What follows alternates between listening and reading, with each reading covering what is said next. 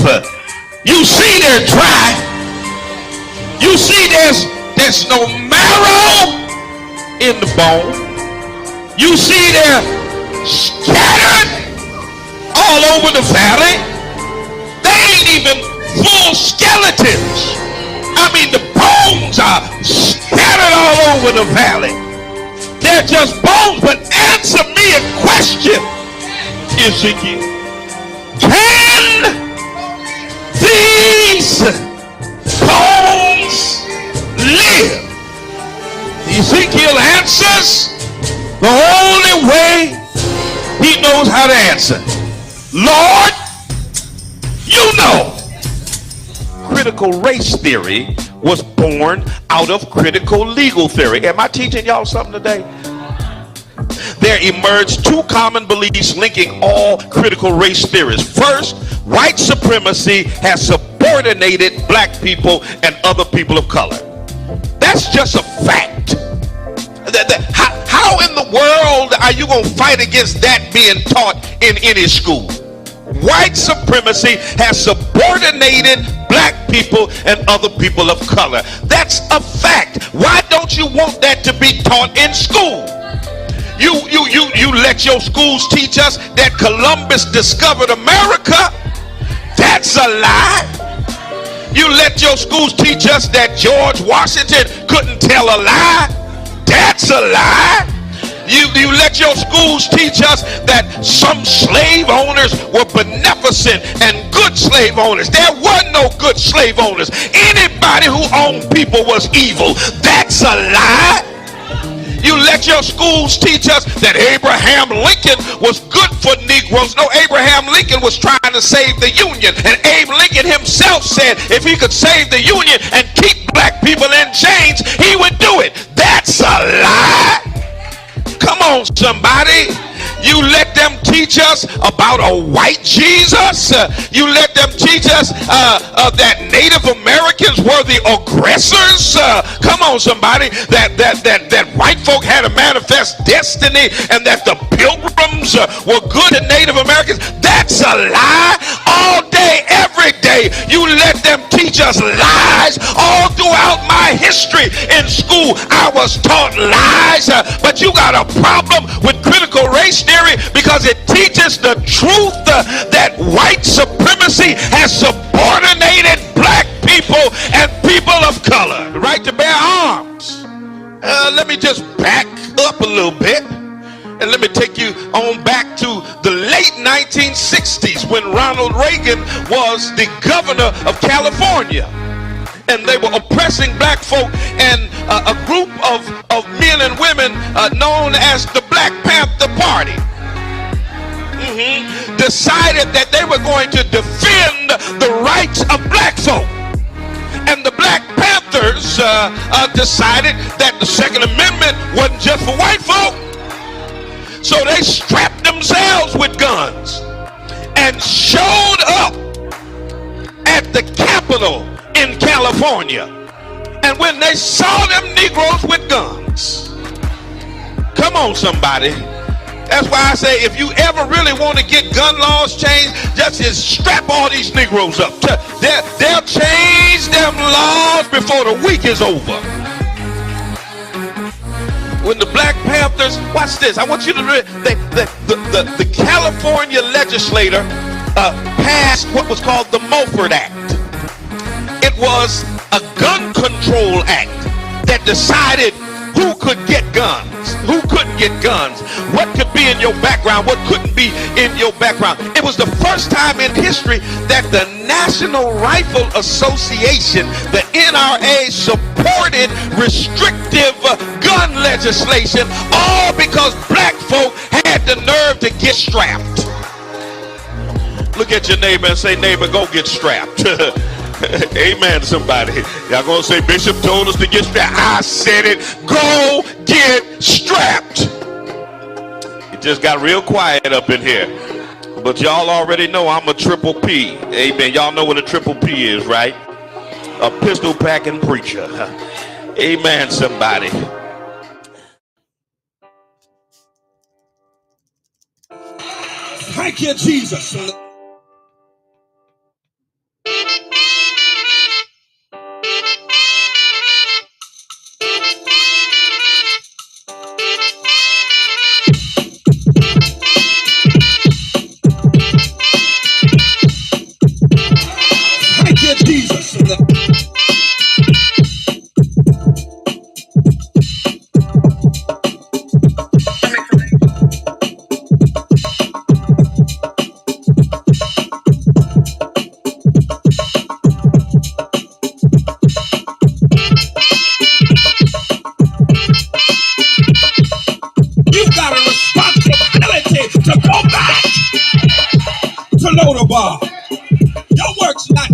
just because you made it to the palace. Bless the name of the Lord. But you've got a responsibility to help somebody else make it across. Thank you, Jesus. Don't pull up the ladder because you climbed to the top. And don't blow up the bridge because you made your way across. Thank you, Jesus. But reach your hand back down the ladder and pull somebody else up out of Lodabar.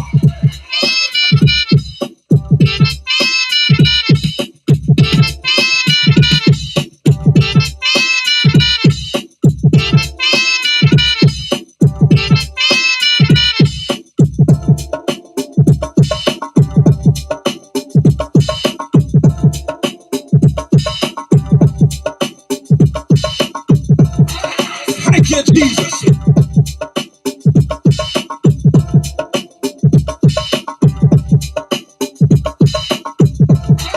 Thank you, Jesus.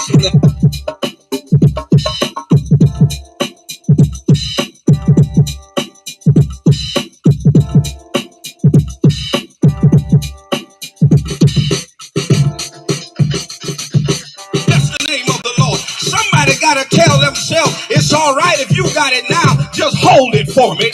I'll be there to get it after a while. Oh, bless the name of the Lord. Thank you, Jesus. You got to make up in your mind that what God has for me, it is for me. I might not have it right now, may not get it next week, you might try to stop me from getting it, but if God said it's mine, I want you to know after a while, I'm going to get what belongs to me. 90.7 WTCC. Good morning. Welcome to the spoken word. I'm your host, Bishop Talbert Swan II. And as usual, we'll be telling it like it is through cultural idioms and nuances that shape the order, ethos, and chaos of the African American experience. Words have their own vitality, shape their own consciousness, and create their own context for interpreting social and spiritual reality. The spoken word contains the power to reshape the landscape of society. It's 3 minutes past the hour of 9 a.m. And I want to thank Kenneth Barnett bringing us up until the 9 o'clock hour with The Promise. You can hear The Promise every Monday morning from 6 a.m. to 9 a.m., bringing you the best in gospel music, a good way to start out your Monday morning, a great way to start out your week. Listen, I wasn't with you last week because I was in Detroit attending a celebration banquet for our newly elected presiding Bishop J. Drew Sheard. But I'm here today, and we're going to be talking about holding Democrats accountable. And why is it that when black people do that, other black people attack them as being Republicans, white supremacy apologists, being used, especially black men, as if we don't have a mind for ourselves, like we're some kind of puppets that Steve Bannon and other white supremacists can hold on a string because we can't think. I got people accusing me of being a Trump supporter. There's not a preacher I challenge you. Find a preacher in America. Okay? Find a black activist in America that went harder after Trump than I did for 4 solid years. You can't. You can't. And even in spite of the fact that people know how hard I went after Trump, they still got the nerve now because I criticized Biden to call me a Trump supporter. I mean, y'all need to be more mature than that. This notion that black people aren't allowed to criticize a party that they have given 90+% of their votes to is asinine. It's asinine. We have every right to hold them accountable. And it's not, shh, the election is coming up. Don't criticize them. You're going to mess up the election. Oh, so you mean to tell me they can spend 2 years disrespecting black people, neglecting the concerns of black people, demand our vote, and we're supposed to be quiet because it's close to election time? Nah, bruh. Nah, we're not going to do that. Rep your city, rep your town. Tell somebody the bishop is on the air. Let me know where you're chiming in from. Good morning, Facebook. Good morning, YouTube. Good morning, Twitter Spaces. And even good morning, Instagram. Let me tell you about Instagram before I go into the break. So Instagram restricted my account. You want to know why? Ask me why. I'm glad you asked. Good morning, Counselor Zyda Govan from Indian Orchard. Good morning, baby girl Whitney from the Shy. Happy anniversary to you and my son. Springdale, Maryland is in the building. Let me tell y'all about Instagram. So there was a white supremacist on my page justifying the murder of Jayland Walker. Jayland Walker is the young black man that was shot 90 times. Did y'all hear what I said? Did y'all hear what I said? That was shot 90 times. Okay, for allegedly running a stop sign. Okay. So he was on there justifying that. And here's my comment in its entirety. I said, go away and put the clown emoji. I promise you. Good morning, Arkansas. Good morning, Enfield, Connecticut. I put go away. H-Town is in the house. Go away with the clown emoji. Okay? And they took the comment down, said it violated their terms of service, that I was bullying and harassing. I was bullying and harassing the white supremacist who was justifying the murder of a black man by saying, go away, clown, with the clown emoji. I appealed it. They came back and said, no, I violated the terms. And so they restricted my account and I can't go live on the gram because of that. Now you go through the gram and see how many comments that are there with the clown emoji and tell Instagram that they're full of manure. Talking about putting the clown emoji violated their terms of service. They pick and choose who they want to target. So I found a way around. Some of y'all are wondering, how am I live on Instagram? Well, I found a way around it. Because although they restrict your account from going live, you can still go live with someone else. You can still join someone else's live. So that's how I'm on the gram right now. Good morning to the gram. Shout out to y'all that are on the gram. Rep your city, rep your town. Let me know where you're chiming in from. We're going to deal with this stuff with the Dems coming up at 10 o'clock. We're going to have Justice and Flow. Stay with us. Don't y'all dare go nowhere. I got to play a little bit of Ferris Hill. Y'all know y'all love the positivity of Ferris Hill. Don't stop. All right. We're going to be right back. Don't go nowhere. Don't touch it. But the essence of growth is change. The being in the road would be the end of the road if you refuse to change. Reach a little higher, reach a little higher, dig a little deeper, dig a little deeper, go a little further, go a little further. Come on, come on, come on. Reach a little higher, come on, yeah. Dig a little deeper, dig a little deeper, go a little further, go a little further. Come on, but don't stop. The essence of life is growth, but the essence of growth is change. The being in the road will be the end of the road if you refuse to change. Your life will never change until you get disgusted with where you are. Whatever you don't hate is what you tolerate. You must learn from the past, plan for the future, and live for today. For it is your daily routine that determines your success or failure in life. It's the choices that you have made up until this point that will determine the rest of your life. So break the cycle that doing enough is simply good enough. You only get out what you put in, so don't settle for the crumbs when you can have a whole loaf. So push yourself beyond your limitations. Come on. Reach a little higher. Reach a little higher. Dig a little deeper. Dig a little deeper. Go a little further. Don't stop. Don't stop. Come on. Don't stop. Reach a little higher. Reach a little higher. Dig a little deeper. Dig a little deeper. Go a little further. Go a little further. Don't stop. Don't stop. Don't stop. Don't stop. So you gotta break the routine of trying to beat the system. Manipulators will always try to bypass the process for the quick progress.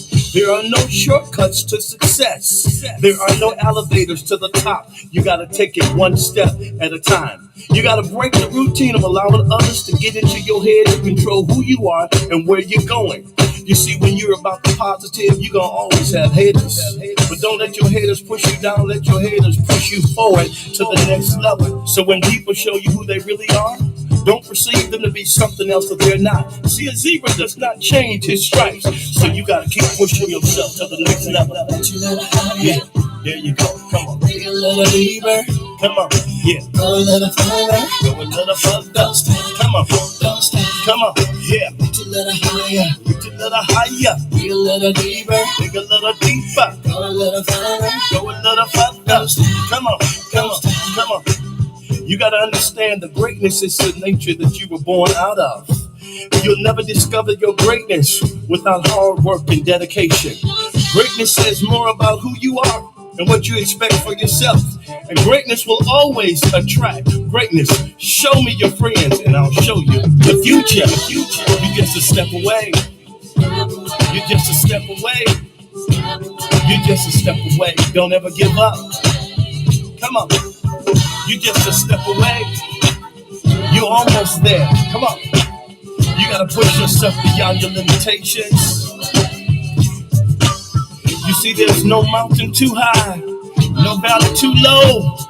You can go where you wanna go. It's all in the power of your imagination. If you can see the invisible, you can do the impossible. So stretch yourself. Take yourself to the next level. Come on, come on, come on. Reach a little higher. Dig a little deeper. Go a little further. Come on. Don't stop. Don't stop. Come on. Reach a little higher. All right, rep your city. A little deeper. Rep your town. A little further. Come on here. Let me know where you're coming in Come from. on. Yeah. Come on. There's a blessing waiting on you. Come on. Blessings are coming your way. Blessings are coming your way. Go a little further. Oh, my grandbabies are shouting me out. Good morning, girls. Don't stop. Don't stop until you get your dream. What's up, Maryland? Don't stop. Get your dream. In the Until you get building. your dream. Come on. Lawrenceville, Georgia Don't stop until is you up get in your here. dream. Don't stop. Get your dream. Come on. Yeah. You gotta get your dream. Come on. Go further, go. Come on. You gotta go for the goal. You gotta go for the goal. Gotta see it, gotta feel it. Yeah. Yeah. Come on. Come on. Yeah. I see you, Reverend Prince Bryant. Yeah. What you make in a year, you gonna make it a month. And what you make in a month, you gonna make it a week. And what you make in a week, you gonna make it a day. Because the blessings are coming your way, baby. All the blessings are coming your way, baby. That's for sure. Y'all received that. 413-337-1867. Those of you who want to call in. All right. Now, those in the Twitter space, I just need you to put in your request, and we'll get you on the line. And of course, the rest of y'all can use the comments. Rep your city, rep your town, like, share, subscribe, all that good stuff. Welcomes to everybody. I see you, Peoria, Illinois, in the house. Marcus, what's good with you, bro? Um, listen. Here is the deal. Here's reality. Arkansas, what's up, Arkansas? You all have to stop asking black folk to hold off on their criticism of Democrats. How long we gonna hold off? How long? Forever? Because y'all do this every election cycle. Every election cycle, y'all tell us how this was the most important election in the history of the world. And let's just not criticize the Democrats right now. Let's get them back in office. Or get them in office. And then after they get in office, then we can hold them accountable. But then they get in office, we don't hold them accountable, and then election comes up and y'all do the same thing. Don't criticize the Democrat. The election's too important. You're going to turn away voters. Well, when the hamburger, our Democrats going to get it together when it comes to prioritizing the concerns of black people? Why is it always kicking the can down the road? We'll get it next time. Just get us back in office. I mean, when Trump got elected, they did that for the 18 midterm. Get us in office, get us in office, get us in office. And we'll do some things.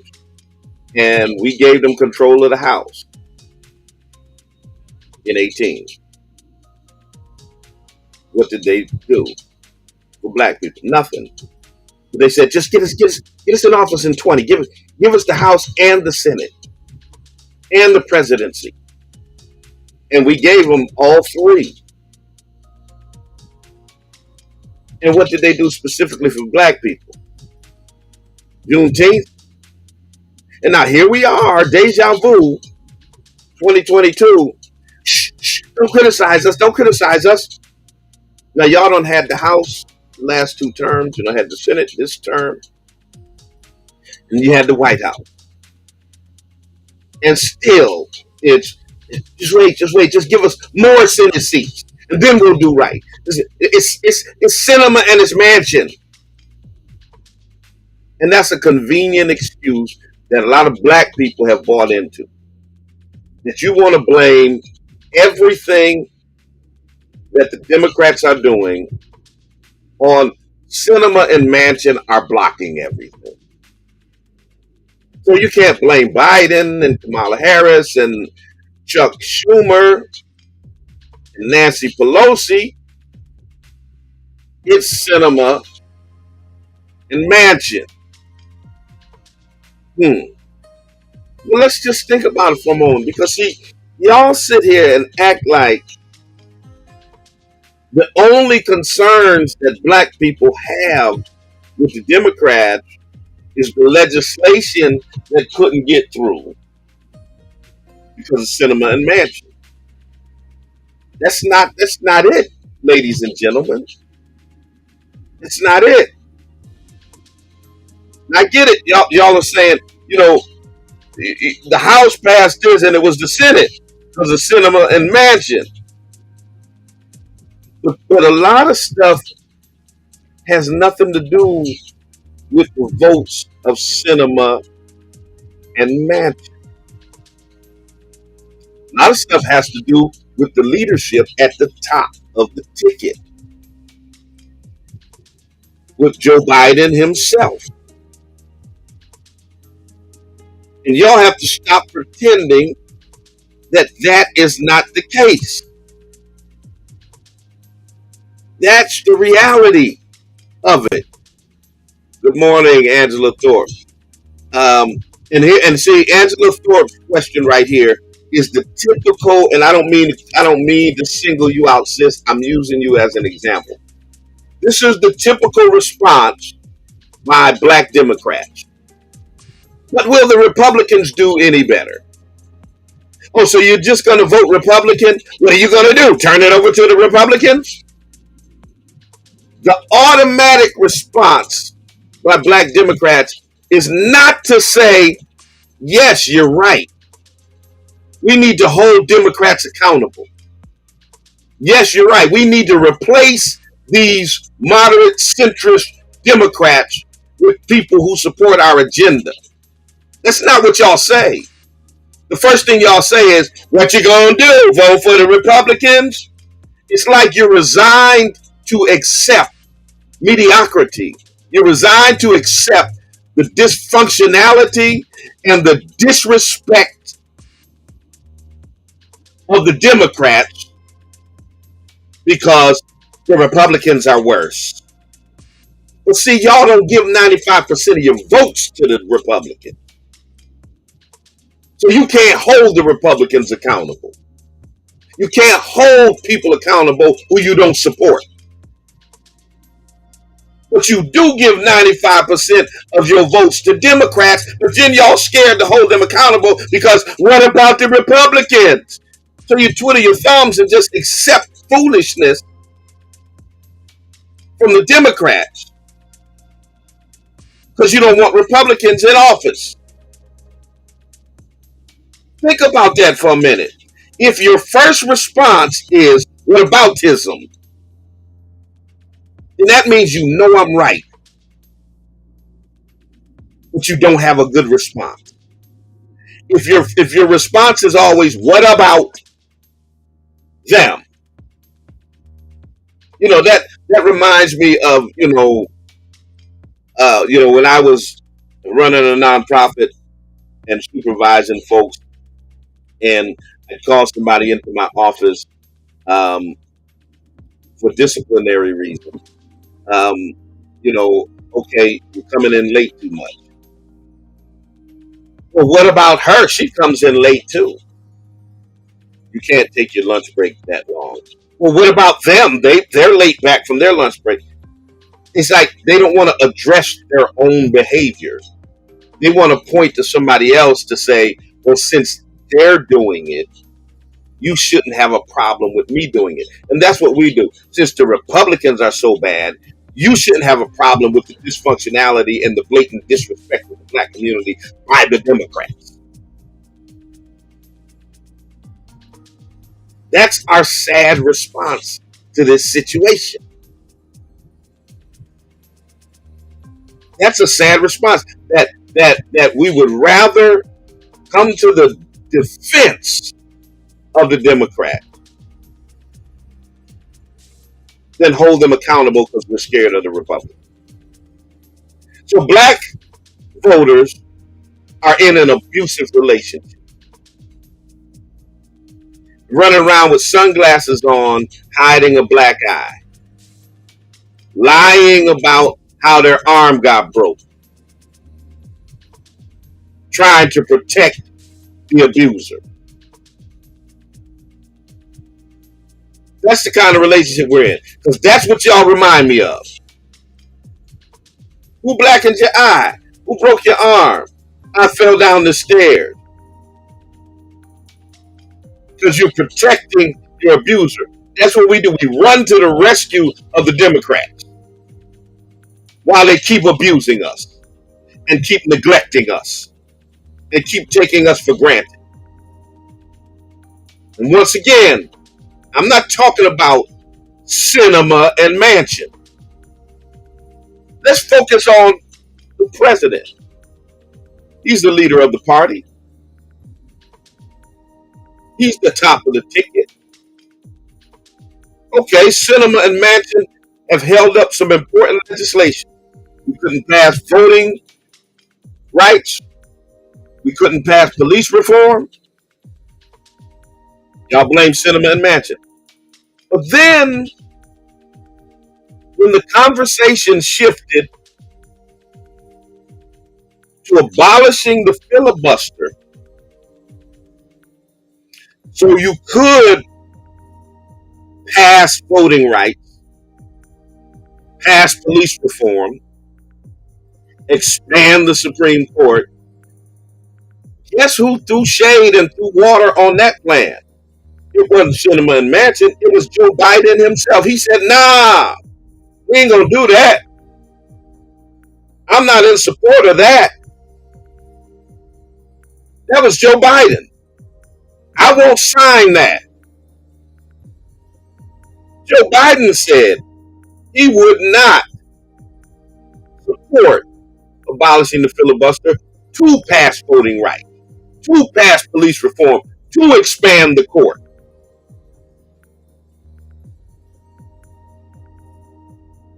And lose me with the lame excuse, well, if the Democrats do it, then when the Republicans get in power, they're going to do the same thing, or they're going to get rid of it. So let them do whatever they do when they get in power. It's not about what they're going to do when they get in power. It's about what we're doing right now. Joe Biden is the one who threw water on that and said he wouldn't support. So even if the Democrats had the votes to abolish the filibuster, Biden wouldn't support it. That's a problem at the top of the ticket. That's not Sinema and Manchin.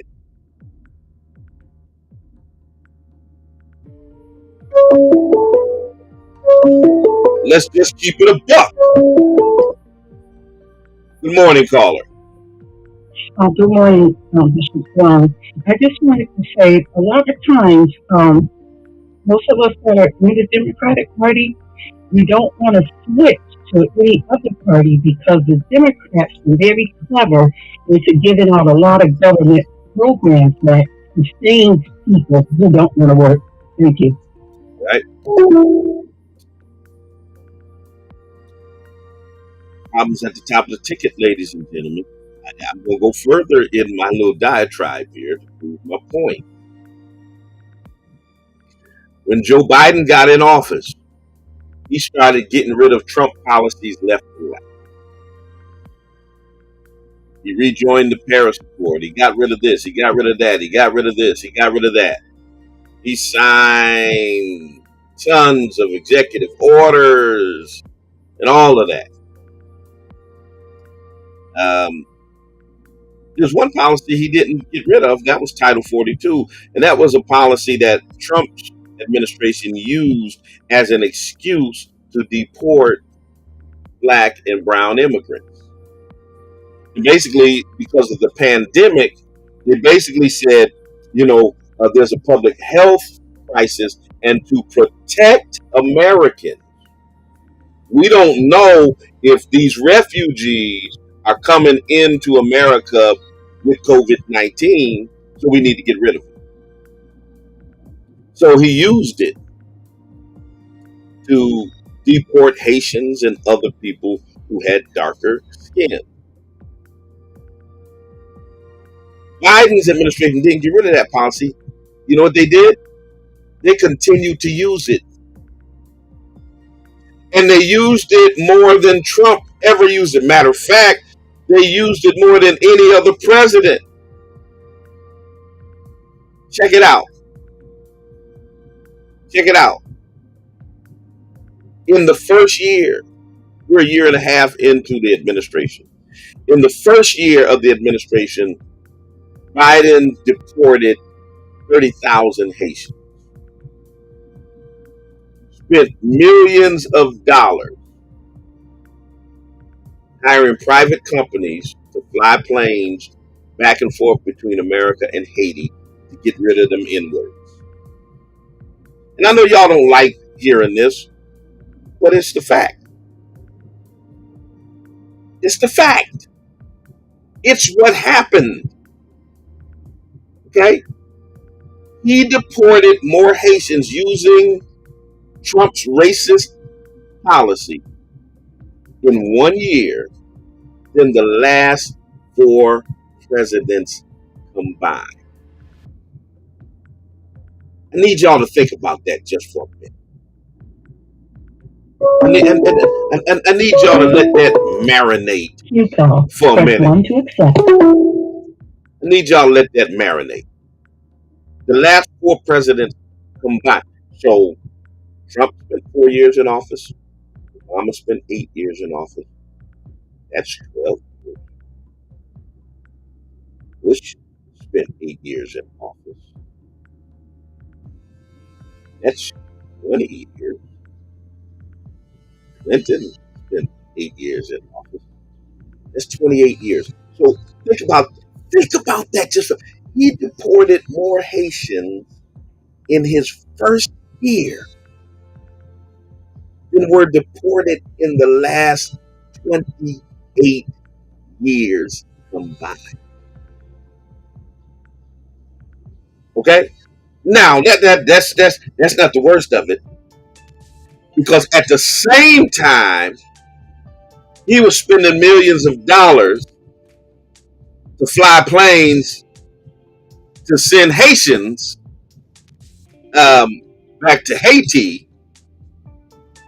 He was spending billions of dollars to resettle Afghan refugees in America, and billions of dollars to resettle Ukrainian refugees in America. Let me see. What's the difference between Ukrainian refugees and Haitian refugees? I can't quite put my finger on it. What? Somebody type it in the comments. Somebody let me know what is the difference between Haitian refugees and Ukrainian refugees. I can't quite put my finger on it. Yeah. Yeah. Yeah. Y'all get the picture. I think y'all get the picture. I don't know who keeps calling. Y'all get the picture. This is not Trump. This ain't Trump. This is Biden, the Democrat that's in office now, that y'all attack me for criticizing. Come on now. This is what Democrats are doing. Now, if Trump was doing that, y'all would be talking all kinds of smack. And see, that's my problem with you melanated folks. Y'all act like racism ain't racism if somebody has a D beside their name instead of an R. That somehow racism by a Democrat is different than racism by a Republican. Y'all need to stop that foolishness. He has spent over $50 billion on Ukraine, but doesn't want to talk about reparations to the descendants of enslaved Africans. Don't even want to have a conversation about that. This ain't Cinema and Mansion. This is Biden. I know I'm making y'all feel uncomfortable. But what are you going to do? Are you going to vote for the Republicans? Right now, it's hard to see a difference. Let me give you another example. After the State of the Union, you know, that State of the Union where Biden said, fund the police, and we're coming to that in a minute. Senator Tim Scott from South Carolina, from South Kakalaki, did the Republican response. And in his Republican response, King plan, you're right. Biden lied about the George Floyd Policing Act. In the Republican response, Tim Scott said, and I quote, "Let me be clear. America is not a racist country. And y'all went ballistic and you went off and you should have went off. Uncle Tim was trending all over social media. Because people were calling him Uncle Tim, a play on Uncle Tom, calling him a sellout, a step and fetch it, all that kind of stuff. And rightfully so. Because I was one of the ones who was going off on it with that foolishness that America is not a racist country. 24 hours later, 24 hours later, 3 of the top Democrats said the same thing, and y'all ain't say nothing. Jim Clyburn got on national TV and said America's not a racist country. Joe Biden said America's not a racist country. Kamala Harris got on national TV and said America is not a racist country. 3 top Democrats, the president, the vice president, and the majority whip of the U.S. House of Representatives, all 2 of them are black, all got on national TV and co-signed what y'all call Tim Scott Uncle Tim for, that America's not a racist country. And because a Democrat said it, y'all didn't have no smoke. No smoke. Y'all had all the smoke for Tim Scott. Y'all ain't had no smoke for Biden, no smoke for Clyburn, no smoke for Kamala Harris. Because somehow racism ain't racism if there's a D beside your name.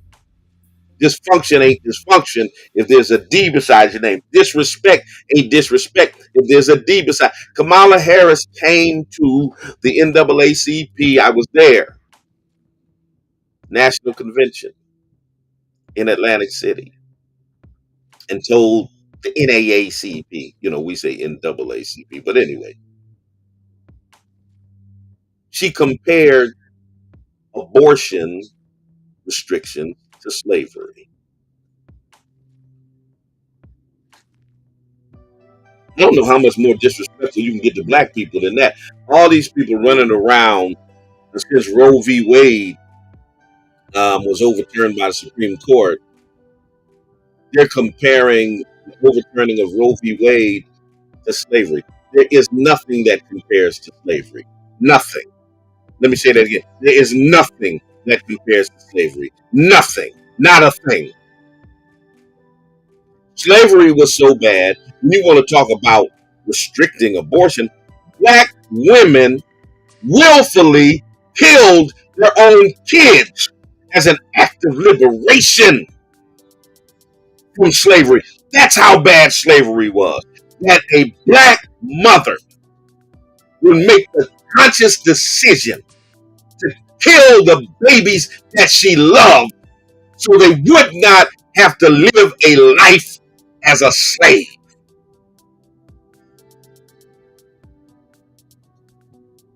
And Kamala comparing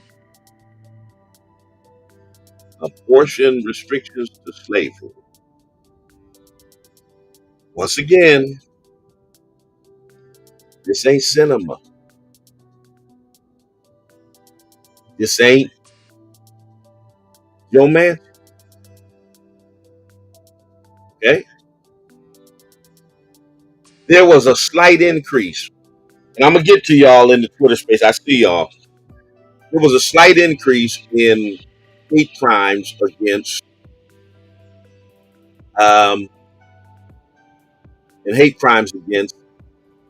Asian Americans at the start of the pandemic. It bumped up a little bit between 2019 and 2020. When I say a little bit, I mean it went up from like 250 to 330 something. And when the Asians had 330 hate crimes on record by the FBI, black people had over 3,000. But they thought that was important enough to pass an anti-Asian hate crime law. Wait a minute. It's documented that the majority of hate crimes perpetrated in America are against black people. But they didn't propose no anti-black hate crime law. This is the Democrats. But we got to protect Asians and Pacific Islanders, even though we know that hate crimes against black people are 10 times more than they are against Asians and Pacific Islanders. But we're going to pass a law to protect the Asians and Pacific Islanders, and the hell with protecting the black people who put us in office. I mean, this is just the constant roller coaster of disrespect that our community gets. And then y'all want me to be quiet. Shh, don't criticize the Democrats. What you gonna do? You gonna vote Republican? Criticizing Democrats is not supporting Republicans. And those of you who try to say that about me, you're just gaslighting. You're gaslighting. Because if you follow me in any way, you know doggone well, like I said at the beginning of the program, there's not a preacher in America who was harder on the Trump administration than I was.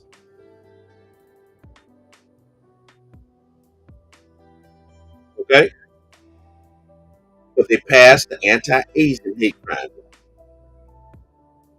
When 10 black people were murdered in cold blood by white supremacists who targeted them and went to Buffalo, to a black neighborhood, to a black supermarket, to murder black people, because that murderer had written in his manifesto something against Jewish people.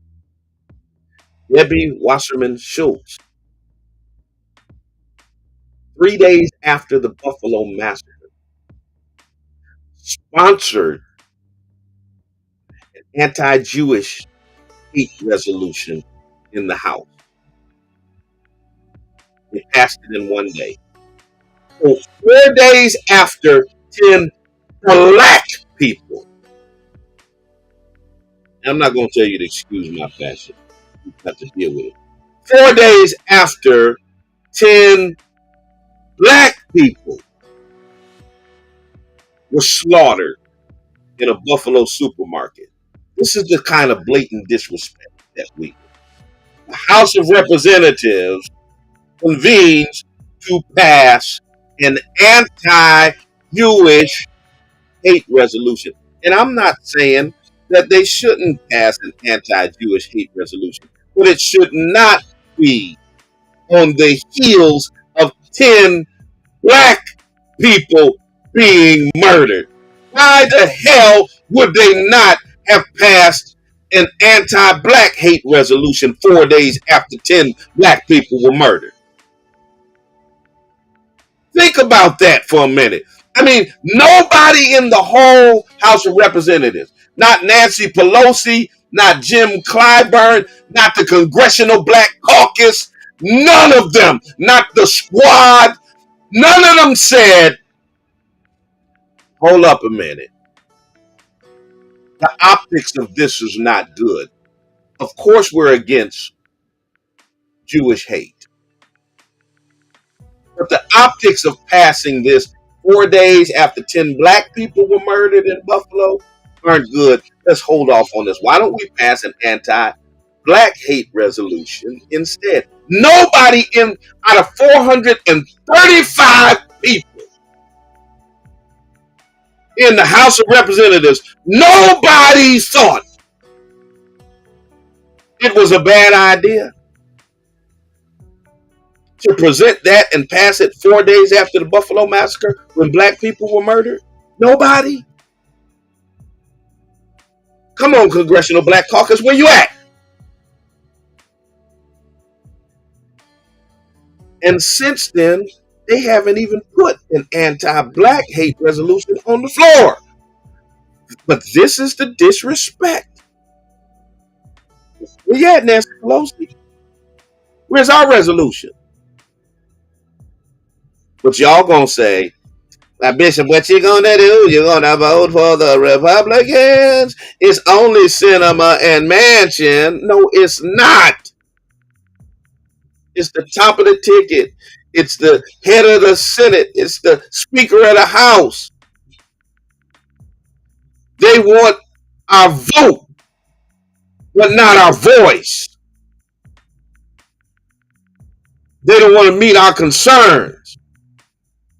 Then, and I'm going to get to some of these callers in the Twitter space. Then, I was in church, I'd say, look at your neighbor and say, then. Somebody type it in the comments. Then. A few days after they passed the anti-Jewish hate resolution, Biden invited an Asian pop group to the White House to talk about hate crimes against Asians. This is a week after 10 black people were murdered. A week after 10 black people were murdered. He didn't invite black leaders, black preachers, black civil rights leaders.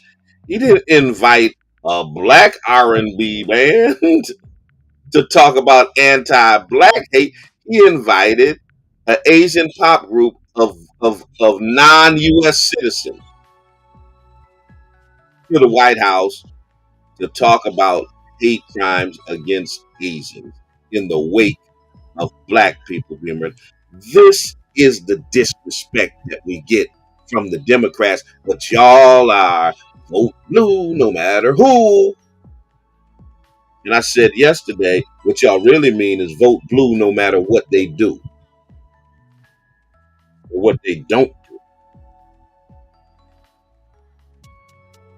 12 minutes before 10, I'm going to get to the crime bill in a minute, because that's important. And that's the ultimate measure of disrespect, is Joe Biden's proposed crime bill. We're not going to pass police reform. We're not going to abolish the filibuster to pass police reform. But I'm going to push another crime bill. And I'm going to tell you what's the most disturbing thing in that crime bill. Let me get to some of these folks in the Twitter space. News Views. News Views.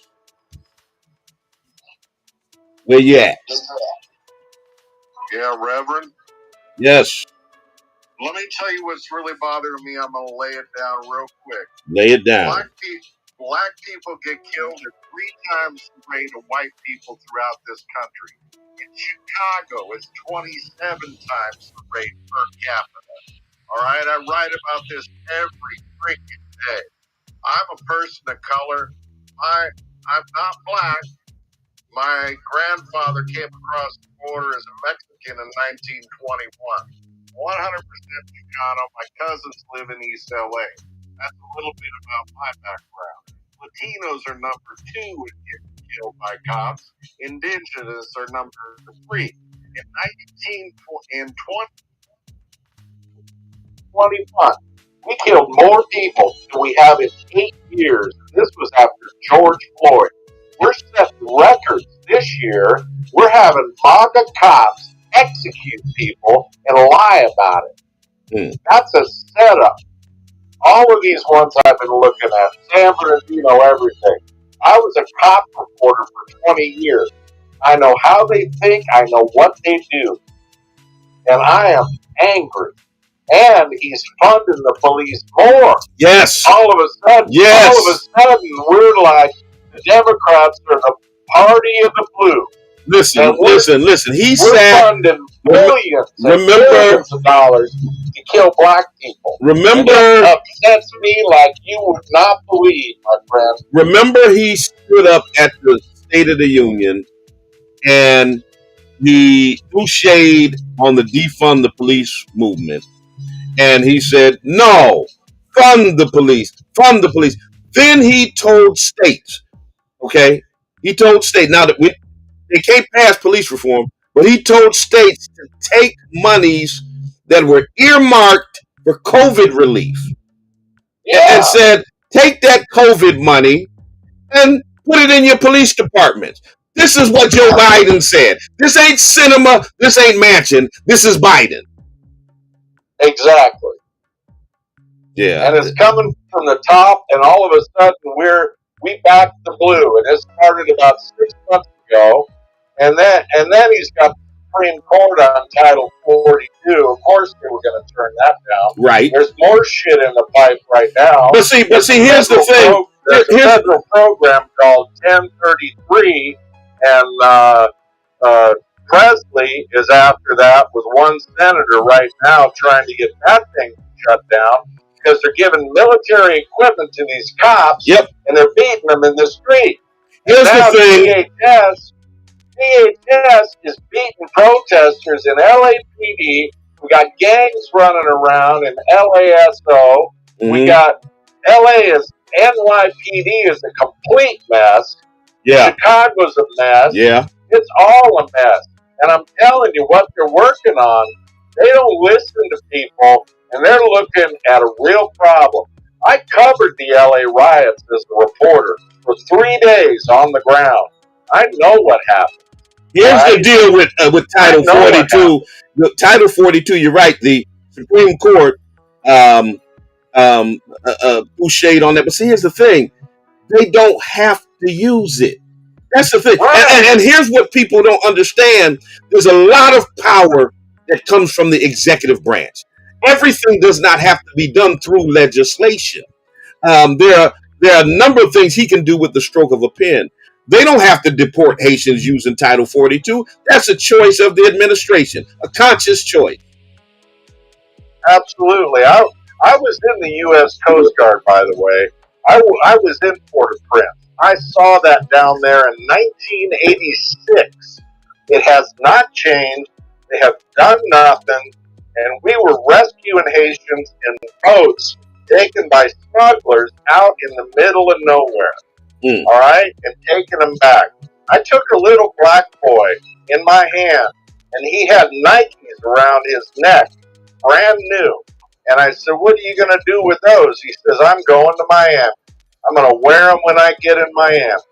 He never made it to Miami because it was our job to take him back, even before the Reagan administration granted amnesty to everybody in Mexico.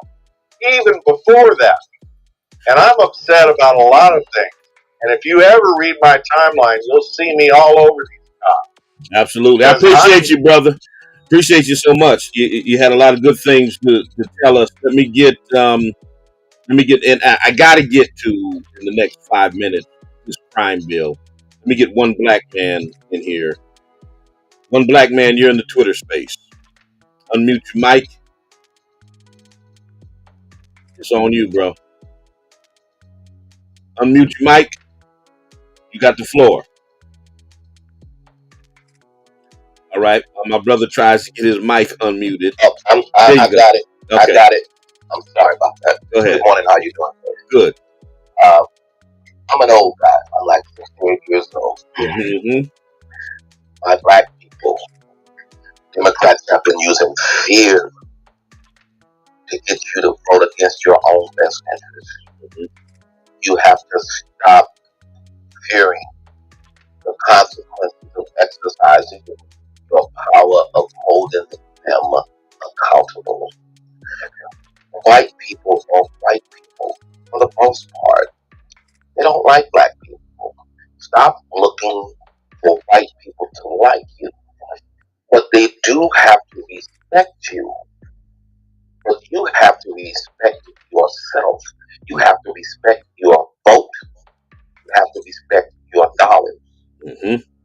If they're not doing what they're supposed to do for you, then you have to bite the bullet and sit down. You ain't got to vote for the Republican, but sit down and let them know that you are watching. Right, and we can recruit independent candidates, and we can support other candidates against the Democrats that are in office and that are voting against the best interests of black people. So So criticizing the Democrats does not mean that you're supporting Republicans. Let me get this in about the crime. The crime bill, what we're calling Crime Bill 2.0. Now, you know that Joe Biden was the architect and the author of the 1994 crime bill that doubled mass incarceration within 10 years, mostly black people, okay? That literally devastated black families, that gave the incentives. They incentivized the state to pass three-strike laws and all kinds of draconian laws, laws that criminalize crack cocaine 10 times worse than powdered cocaine, that really targeted black people, okay? That put our fathers and sons and daughters and mothers behind bars. Now, all of a sudden, being drug addicted is a public health crisis when it's opioids and it's white folks on drugs. But then it was about black people being on drugs, so it was criminal activity. Joe Biden was the one who drafted that. And I know, well, black people supported it too. It was a huge mistake. Bill Clinton said it was the worst decision he ever made. Bobby Rush, many others talked about how they regret their role in the 1994 crime bill. Well, in Crime Bill 2.0 being proposed by Biden now, since y'all keep saying it's about cinema and mansion, it ain't. What he's proposing right now is to spend billions of dollars to put 100,000 additional cops on the streets. We know that throwing more police into black communities does not solve the crime problem. What it does is it increases police brutality. It increases the number of extrajudicial murders of black people. It increases the prison pipeline. It increases mass incarceration. This was the same thing he wrote into the 94 crime bill. The same thing. In the 94 crime bill, added 100,000 new cops. In Joe Biden crime bill 2.0, 2022, he's proposing 100,000 new cops on the street. Not defund the police, not take the money and put it in other resources, not police reform, not getting rid of qualified immunity, none of that. He can't pass police reform. He won't abolish the filibuster to pass police reform, but he wants to pass Crime Bill 2.0 and add more cops to the streets of our cities. He wants to take COVID relief money and spend it on cops. And y'all keep shucking and jiving, talking about it's only cinema and mansion. Give us some more senators and everything will be okay. Everything won't be okay. Because the problem with the Democrats is not just the problem of having a razor-thin majority in the Senate. It's the top of the ticket. It's the disrespect being shown by the head Caucasian in charge. Y'all don't want to accept that. But that's the reality of it. All right? I know it's hard to swallow. I know, Angela, being a Democrat is hard. It's hard. When you have to say, well, what we going to do? We going to vote for the Republicans? Really, at this point in time, y'all tell me what's the major difference. What is the major difference? What is Biden? They just did an expose on this administration's foreign relation policy, and it mirrors Trump's foreign relation policies. So right now we got Trump in office, a so-called kinder, gentler version of Trump with a D by his name. Sorry, y'all. I'm sorry, y'all. Y'all don't want to hear that, but it is what it is. And y'all need to stop saying that any black person who holds Democrats accountable is a Trump supporter or is being, and stop telling black men that they are puppets being used by Steve Bannon. Stop insulting our intelligence like we don't have a mind of our own, can't think for ourselves. I got to get out your way. Till the next time I talk to you, remember God loves you, and so do I. Listen, if you're looking for a place to worship, check us out at the Spring of Hope Church of God in Christ, 35 Alden Street, Springfield, Massachusetts, 11 o'clock a.m. on Sunday morning. Those of you who want to continue the ride with Justice and Flow is coming up momentarily. Jump on social media. Jump on the social media. Get me on Facebook and YouTubes and Twitters and all of that. And we'll continue on. But those of you listening in Radio Land, we'll see you next week. God bless.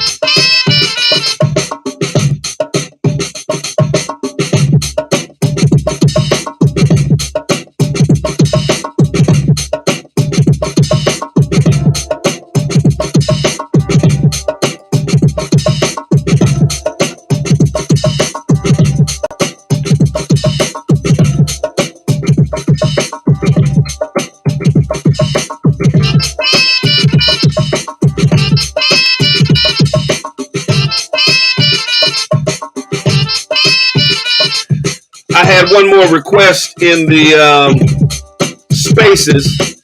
Let me get Lieutenant Benjamin on. Go ahead, Lieutenant Benjamin, before we transition to Justice and Flow. What's happening? Can you hear me? I can hear you. Go right ahead. Hey, I just wanted to say that I really appreciate the work that you're doing. It's very, very important for you to share what's going on in the Democratic Party. I personally am uninformed. I like to think the best about people, but it's really important that you're shedding light on the decisions that are being made.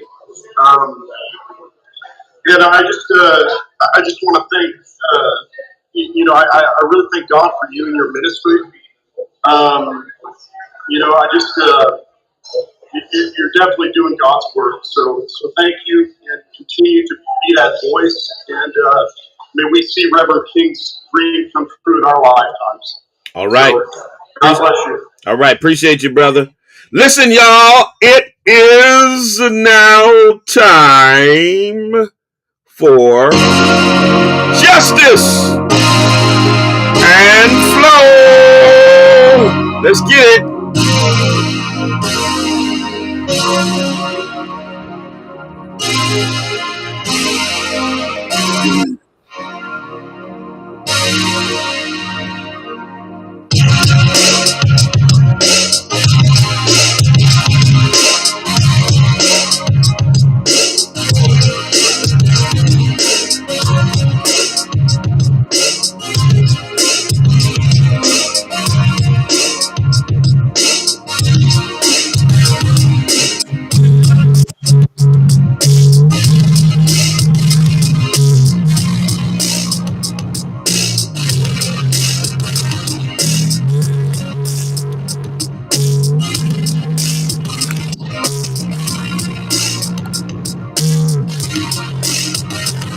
It's me. It's me. Good morning.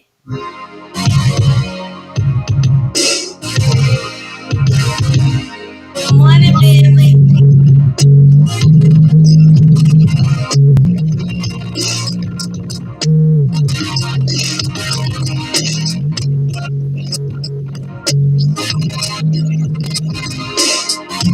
Is that Bobby Black, Mother Robinson's Bobby Black?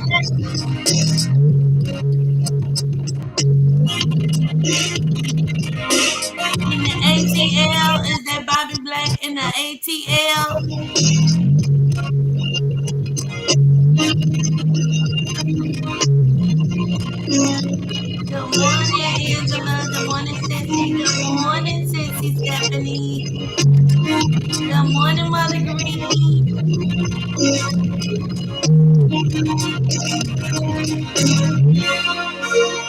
All right. What's happening, y'all?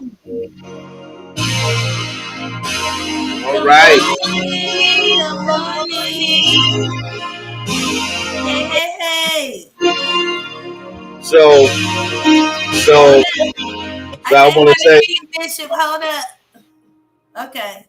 I can hear you now. Good uh, morning, everybody. Hey, baby. Hey, wait, hold wait. on. It's good to see you in a good mood. And I'm gonna tell y'all something. So, last night, I often sit in my recliner in the man cave, and I fell asleep, and I woke up. It was anyway. It was early in the morning. It was late, early, whatever. So I went upstairs and got into bed, and I started saying something to my wife, and I reached over to her,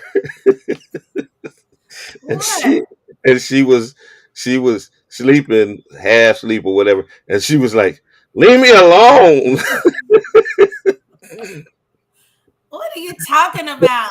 So I that don't was the last. even That was remember. before now. That was the last thing she said to me was, "Leave me alone." So anyway, good morning, You y'all. might not want people to know. That's what I said to you. That's what you said. That's the last thing you said to me before now was, "Leave me alone."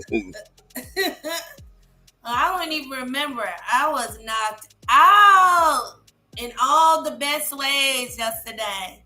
In all the best ways yesterday. I was knocked out. Good morning, everybody. Listen, is that Bobby Black, Mother Robinson's Bobby Black? Oh, I don't know. I'm just curious because it would be really nice to know that he listens in from Atlanta. But whoever Bobby Black is, hey, hey, hey. Hey, hey, hey. Good Oh, morning, everybody. I'm so excited to be here. I missed y'all last week. Did y'all miss me? Well, Bishop, you didn't do your show either, right? Last week. no, there was no shows done last week. Yeah. I was We out had of a town. busy week. And unfortunately, we haven't gotten to the point, to where I can do the show on my own without you. So, we got to make that happen ASAP. Don't y'all agree, listeners? We got to make that happen because, we keep going. We don't stop. So, yeah, so we need to make that happen, Bishop. You need to do some training, and I need to know how to work the equipment on my own. So we don't have to stop just because you're not around. I'm a big believer of that in all facets. Anyway, I did want to say this. I thought that your show was great this morning. You've had this conversation before, and I think it's important that you keep having it because people still don't get it. Listen, it is absolutely okay, everybody. It's actually the mature thing to do when you are secure and when you are stable and when you are mature. Um, just because you critically examine something that you are loyal to, that you are committed to, that you uphold, that you even reverence, in a way. In other words, I'm saying that you respect and and you understand the need for it in your life, whether that is an organization, whether that is a denomination, whether that is a political system group, or or whatever. It is in your best interest, it is in our best interest collectively to also critically examine that, to hold it accountable to us and our well-being, especially if we support it financially, and especially if we support it by our sacrifices of our time and our resources and our intelligence, and all of that, all of that we bring to the table. We've been making it happen for the Democratic Party, since its existence. Since it's shifted, at least the values kind of shifted from Republican, because at one time most black folks, when we started voting, and black men were voting, they were voting Republican, and for a long time we were a part of the Republican Party. But it's definitely shifted, a couple of generations at least ago, or whatever the case may be. And, if we keep coming through for you, we expect, and we should expect, for the party to come through for us.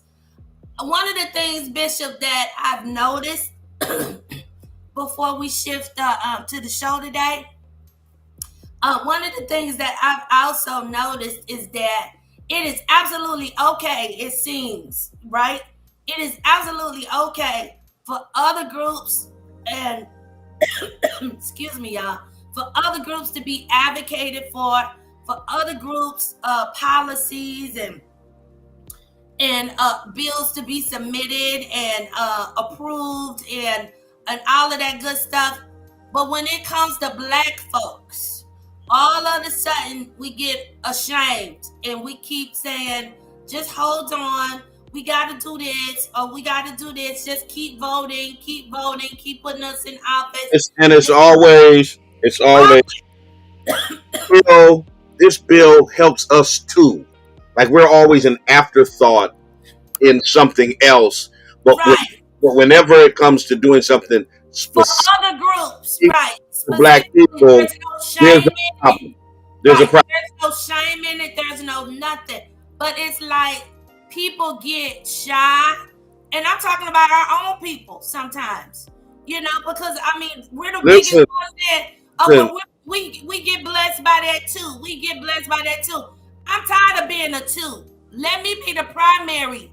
Let me be the primary person that benefits from, the sacrifices, or let me be the primary person that benefits from the injustices done to our people, done to our ancestors, done to us, as a group. So, it is bad. And I loved how you made the connection about abuse.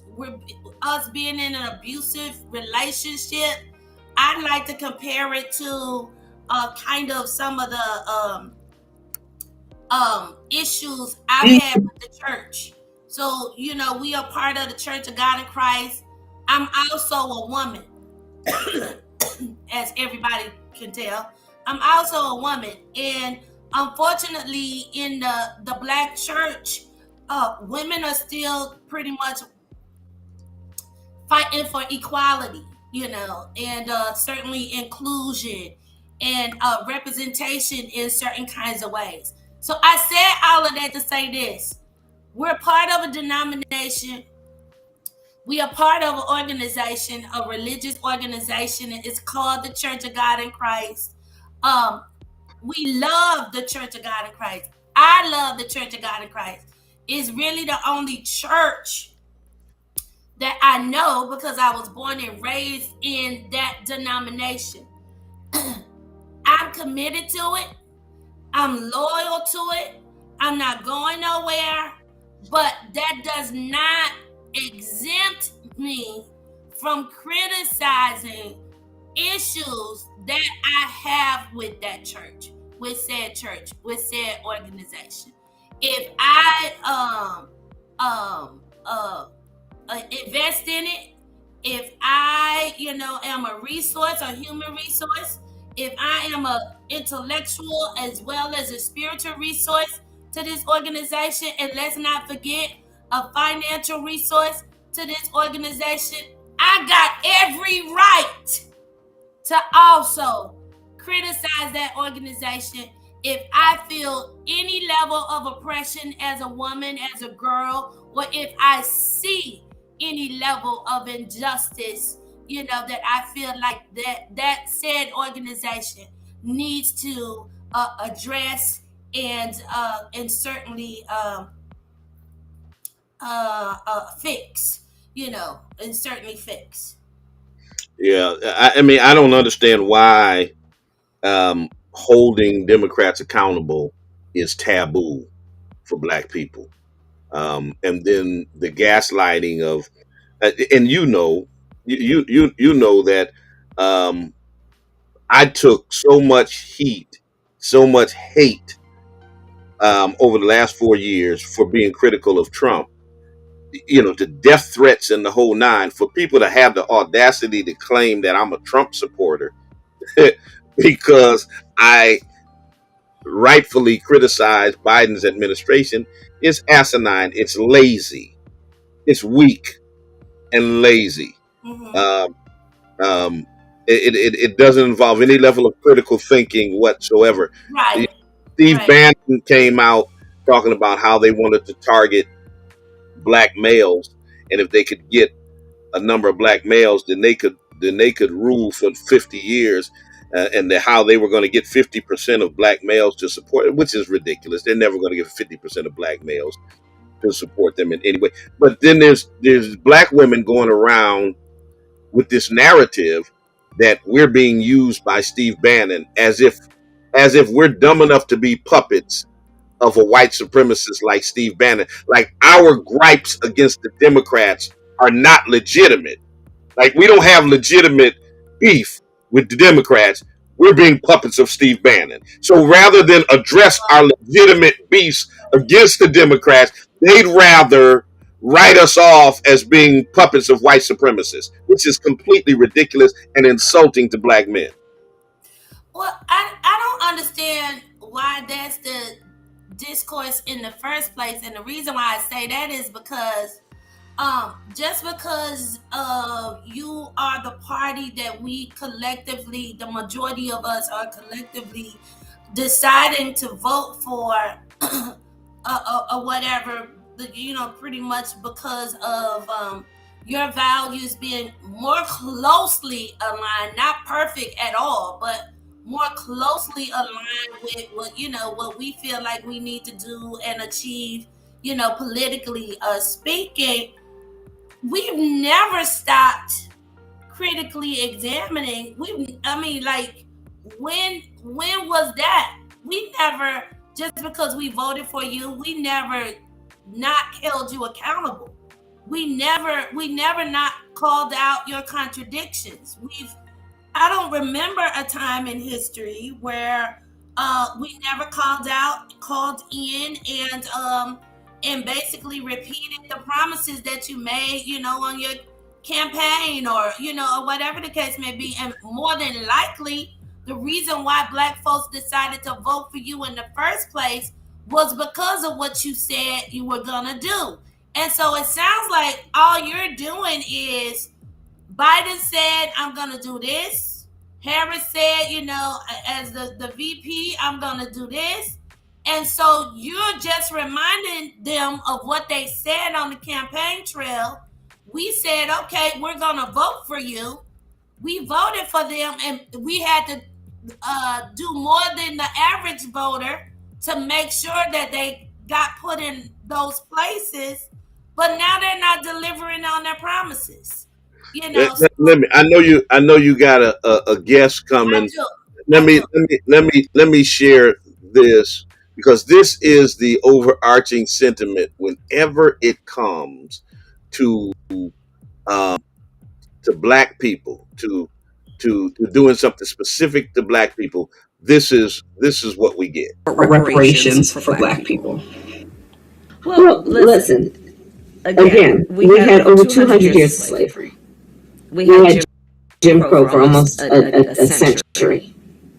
We had legalized discrimination and segregation, and now we have segregation and discrimination that is not legal still exists and is a barrier to progress. We have disparities around housing, we have disparities around education, we have disparities around income. And we have to recognize that everybody did not start out on an equal footing in this country. And in particular, Black people have not. And so we have got to recognize that and do something about that and give folks a lift up. That's why, for example, I'm proposing the LIFT Act. Give people who are making $100,000 or less as a family a tax credit, which will benefit and uplift 60% of black families. Hold up, this is the part you need to listen So by to. default, it affects black families. Yeah, I heard this before. Policy for African Americans that you would support. But no, if you look at the reality of who will benefit from certain policies, when you take into account that they're not starting at the same place and they're not starting on equal footing, it will directly benefit black children, black families, black homeowners. Because the disparities are so significant. So if we focus on the specific issues that have resulted in the greatest disparities, and we understand that that's part of why we're doing it. Listen, the reality also is this. Any policy that will benefit black people will benefit all of society. Let's be clear about that. Let's really be clear about that. So I'm not going to sit here and say, I'm going to do something that's only going to benefit black people. So I'm not sitting here and saying I'm gonna do something that's only gonna benefit black people. That is, unfortunately, that's the reality of where elected officials are when it comes to black people. We're not we'll do something specific for Asian Islanders. We'll do something specific for the LGBTQIA. Something specific for DACA, for immigrants, but we ain't gonna do nothing specific for descendants of formerly enslaved people. Nothing specific. Nothing specific. Yeah, I totally agree. I didn't know that my guest was here, so Bishop, can you? Oh, I'm sorry. I didn't know she was here, so I would have introduce her. Had you bring her up. We can continue this conversation. We can certainly merge it into what we're talking about today. But I wanted to bring back our queen, our garden queen, the queen mother of gardening, Queen Mother Anna Muhammad, to the show today. People have been asking me for an update on what we are doing and what's going on with the gardens. But more importantly, in order to kind of, merge together Bishop's conversation with what we are doing, I really think that is really more Queen Anna about the empowerment of our people, and and certainly like food. I get it now, and I understand that food is the first way. The first way to really make a conscious decision about elevating ourselves as individuals, and certainly elevating our community, and through empowerment, through education and information, and certainly just the fellowship in our coming together. So I wanted you to come back to the show because, like I said, people have been asking about where we are, what we're doing, and and what our plans are, because it's growing. Our vision is definitely growing. So thank you for joining us today. Did you want to greet the people before I start kind of having this conversation with you today? Oh, wait a minute. We can't hear you.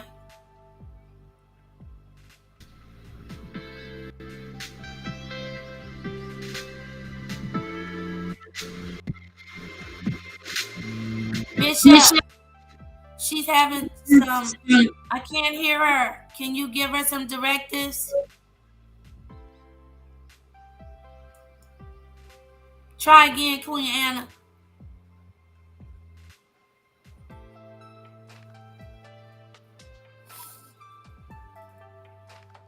What do you think she needs to do?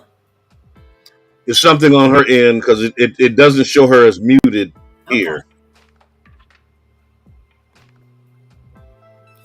Is your headphones plugged up? She's talking. Yeah, she's talking, but we can't hear her. I see the green, but We're not hearing her audio. If you can go to the Visual is good. Her the visual. settings, if you go into the settings, She said um, she's gonna log off and come back in. okay. That might be a good idea, Queen Anna. Try that. While you're there, if you go to the settings and then you'll see general video audio, click audio and just make sure that the audio input is the correct input.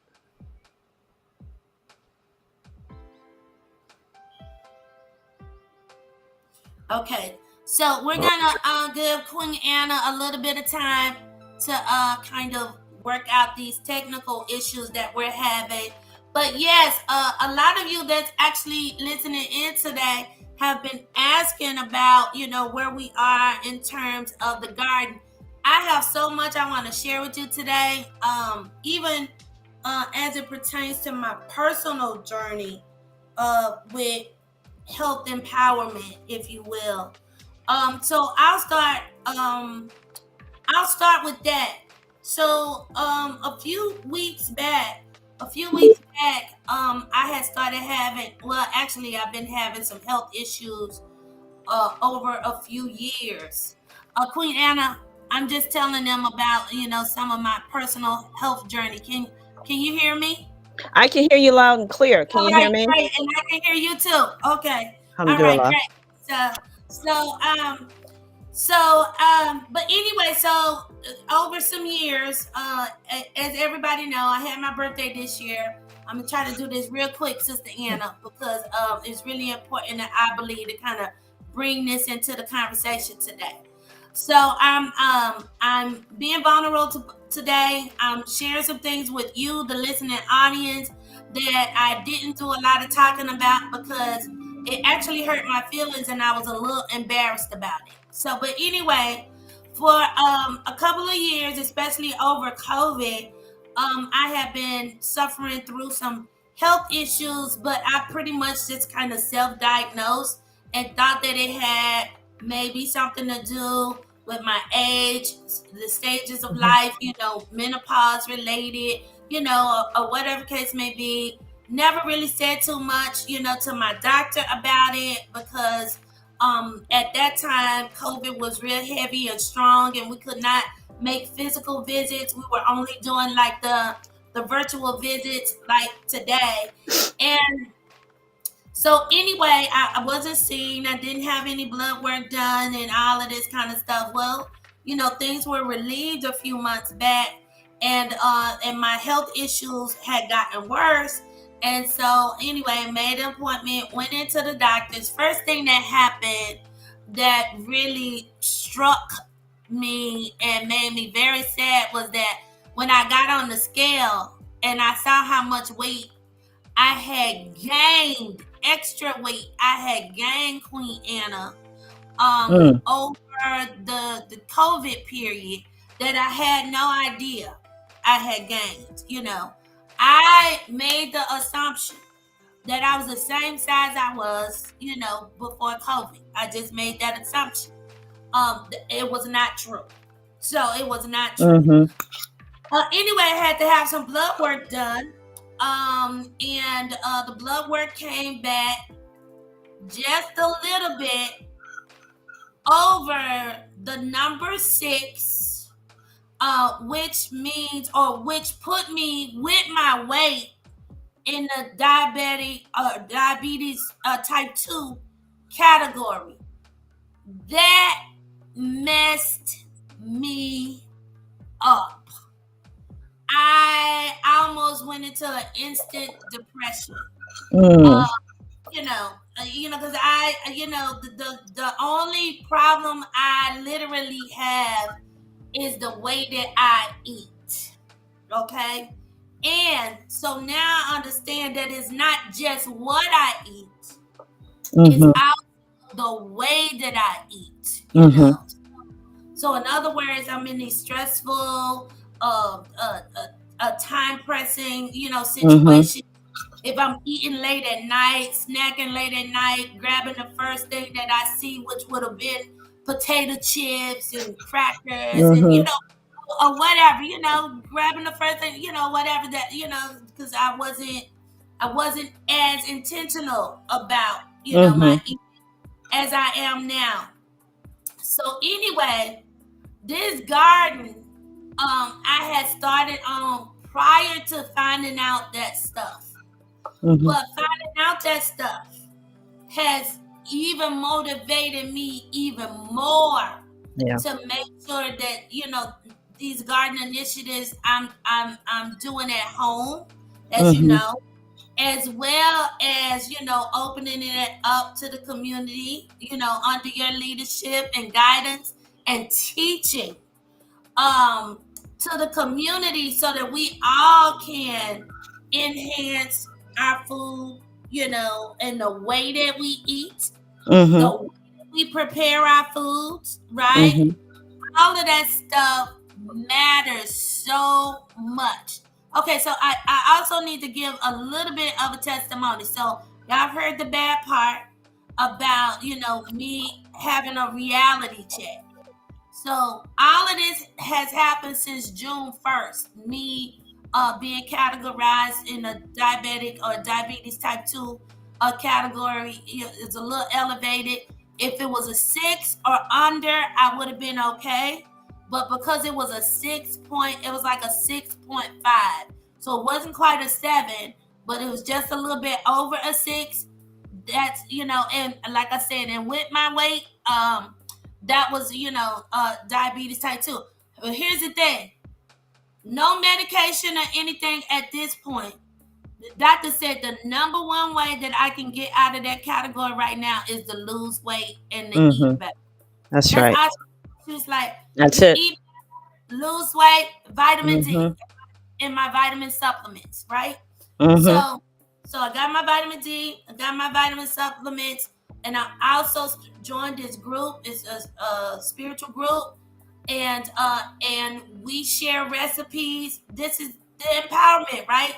The Mhm. empowerment support. We share recipes of a high protein, high fiber, Mhm. lots of fruits and vegetable, low carb diet. So what I've done, I've tried to cut out as much carbs as possible, especially those processed Right. foods. I I don't eat pasta anymore. I don't eat white rice anymore. I don't eat white bread. I don't eat bread anymore, period. Now I'm not saying that this is what everybody needs to do, but this is what I chose to do because I gotta get a handle on my health. Um, anyway, I don't eat potato chips anymore. Potato chips was my thing. I'm eating way more fruit, eating Can way I get more the Lays? vegetables. Huh? Again? Can I get the Lays? Oh, yeah, you already was. But anyway, so I don't eat that stuff. And my husband can attest to this. I don't eat white potatoes. I don't eat that stuff. All of that stuff. I've Mhm. made a decision. I'm cutting that out. So no more of that. So I've been eating protein and vegetable, and mostly my protein has been fish and chicken. Fish and chicken, and a vegetable, and like I said, and fruits, whatever. I've lost to as of Saturday, I've lost 14 and a half pounds already, and it's only been 7 weeks. So I've Praise be lost to 14, Allah. and it's only been 7 weeks. But more importantly than the weight that I'm losing and have lost is I'm feeling a whole lot better. Mhm. And the garden is not just providing food that we're growing, right? Mhm. But Right. it's also very therapeutic, Mhm. and it also kind of feeds my soul in a way that I can't really explain. I want you to talk Mhm. more about that, Queen Anna, because literally, and I mean this, it's gonna sound weird, but it is so true. It's like the first time I put my hands in that soil, and you showed me how to kind of squeeze the roots of the Mhm. plants, that we was putting in that soil, and all of that. I literally felt like I was connecting with my ancestors, and I Mhm. mean that from the bottom of. I'm not playing no games with this. It's like being in that garden, seeing a little okra sprout yesterday, Mm-hmm. I was, I literally felt like I was going back to my people. Like Mm-hmm. my people was saying, please know how to grow your own food. Mm-hmm. Please know how to feed yourself and feed, your family. Mm-hmm. Stop, feeding yourself this poison literally Mm-hmm. in the grocery store. Stop spending your money on poison in the grocery store. Come So, on. stop, giving that, to your family. Mm-hmm. You deserve to live. You deserve your life. You deserve that when you do die, and we all have to die. This shell Mm-hmm. is gonna come in, but Right. you Come can on. die healthy. You can Mm-hmm. die healthy. You Mm-hmm. don't have to struggle, in this body, in this world, So Mm-hmm. I definitely get it now. I Mm-hmm. definitely get it now.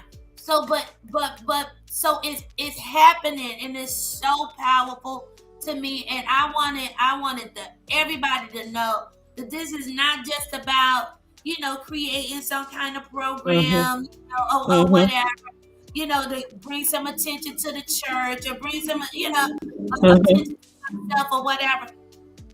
I'm getting emotional about it because I just can't believe that it took me so long to really understand how powerful it is, to feed yourself, foods that you grow, and feed your families food that you grow, and um, to supplement, your diet, what we eat, Yes. with healthy and nutritious food. So the way that I've been saying it, Queen Anna, and I'm gonna Mm-hmm. shut up. I can go now. I can go now. But the way that I've been saying it is, I finally chose me. Yeah. I have not let go of the significance of taking care of my family, and Mm-hmm. certainly, of being an advocate, and an activist, or however people want to call it, for Mm-hmm. my community. But I'm important too, and it's what we need to do is decide that our life matters too, our Mm-hmm. health matters too. It's not just about us taking care of our families and and other people, but we also need to take care of ourselves. And this is the best primary way to take care of yourself is by preparing your foods, Mm-hmm. supplement your foods, as best you can, and Mm-hmm. and growing your own foods, because medicine is like what you said, it's in the kitchen. That's It's right. in it's in the That's kitchen. right. So It I know is. I said a whole lot. So, update us, and give us the response to what I've said, and let's have this conversation for everybody. Sure, sure. Well, first of all, I do want to greet everyone in the greeting words of peace and paradise of Assalamu alaikum, peace and blessings, grand rising, and good morning. And what a good morning it is for us to come together. What a powerful show right before the piece on accountability, holding our political people accountable, the Democratic Party, but weaving into this the part about holding ourselves accountable to ourselves. One of the things in the book, How to Eat to Live by the Most Honorable Elijah Muhammad, he talks about how our health is our responsibility. Right. And that responsibility starts at home. Charity begins at home. And the first home, the first church, the first mosque is right here. This body. This is a temple that we got to take care of. And you mentioned something that's equally as important. If I don't take care of Anna, I cannot take care of my husband. I cannot do the work in the different areas of the community that I work in. I cannot help my mother. I can't do nothing for nobody. I'm like Flavor Flav. I can't do nothing for you, man, if I'm all jacked up, right? If my health isn't what it should be. So as women, particularly Black women, we oftentimes are the first teachers. We're the first doctors. We're the first everything for our children and for our families. It's paramount. It's paramount that we start with self, take care of self, so that we can flourish and help and do what we need to do for our families and our community. So I'm so glad you brought that up, because oftentimes we forget self. We really do. And we concentrate on everybody else.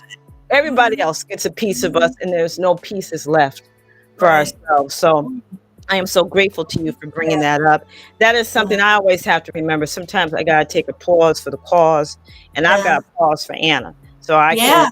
I can recharge, get back Yeah. on the horse, and get back on my dean, and get back on Right. my square, so I can be Right. that vessel for God. That I can go out and do this work. So I'm so glad that you're putting that out there.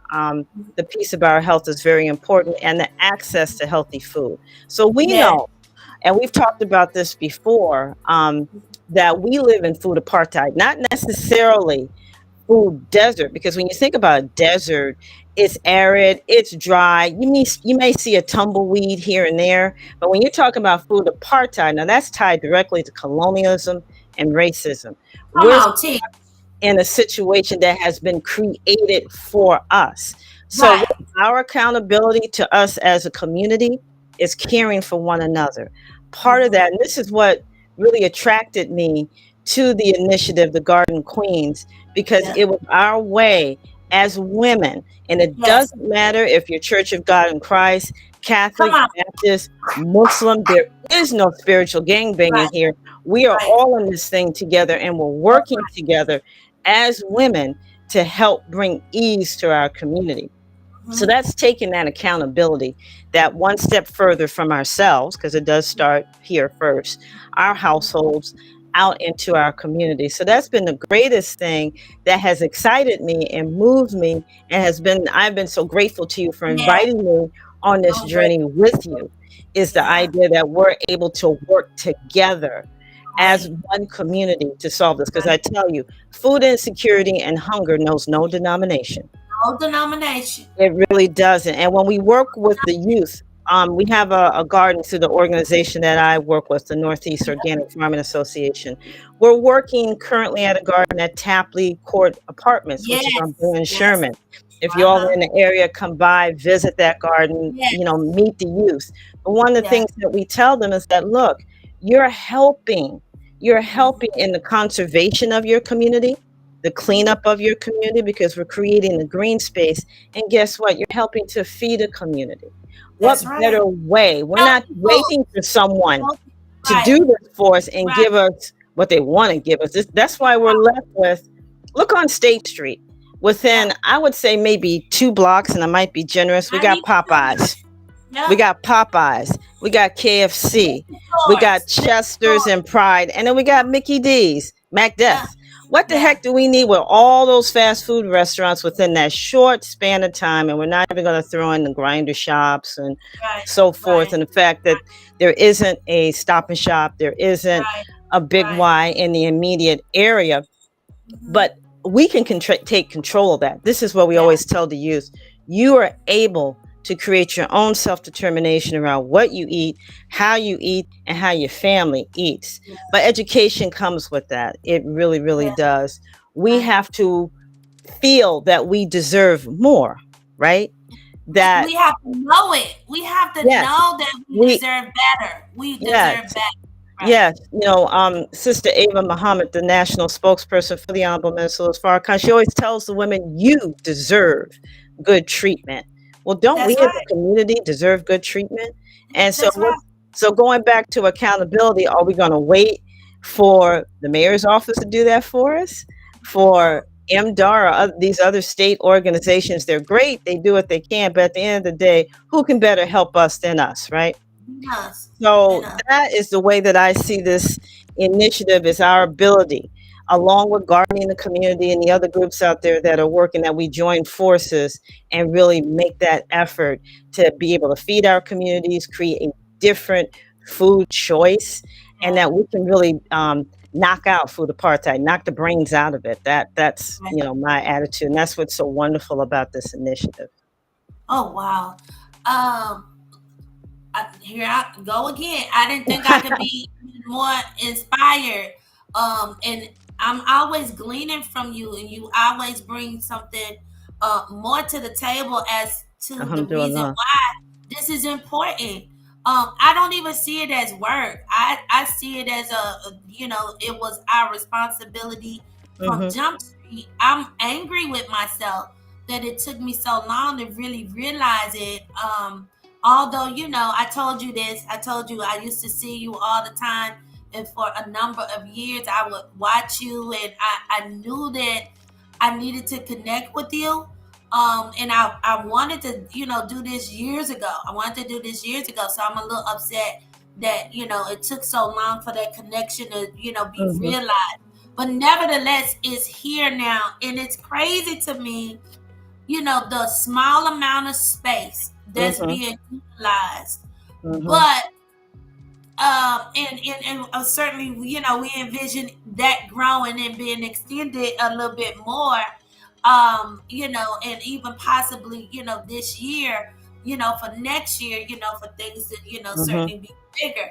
But what's also been fascinating for me is like watching the people in the community, Right. their response in the garden. I was told, yesterday is Sunday, that's the big day, in our denomination, in our church. We do church on Sundays.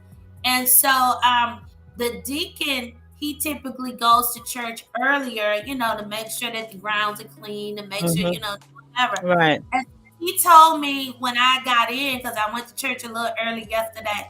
He told me when I got in, he said, First Lady, he said, people was here taking pictures of the garden today. I said, what? He was like, yeah, I don't know what's going on. He said, I just know that I've been by the church, for various reasons. And it's been people that's been coming to the garden, taking pictures of it, or whatever. I said, I wonder if they're taking pictures because maybe this is what, they've decided to do, in their gardens, or they want to expand their gardens, because we got raised gardens. We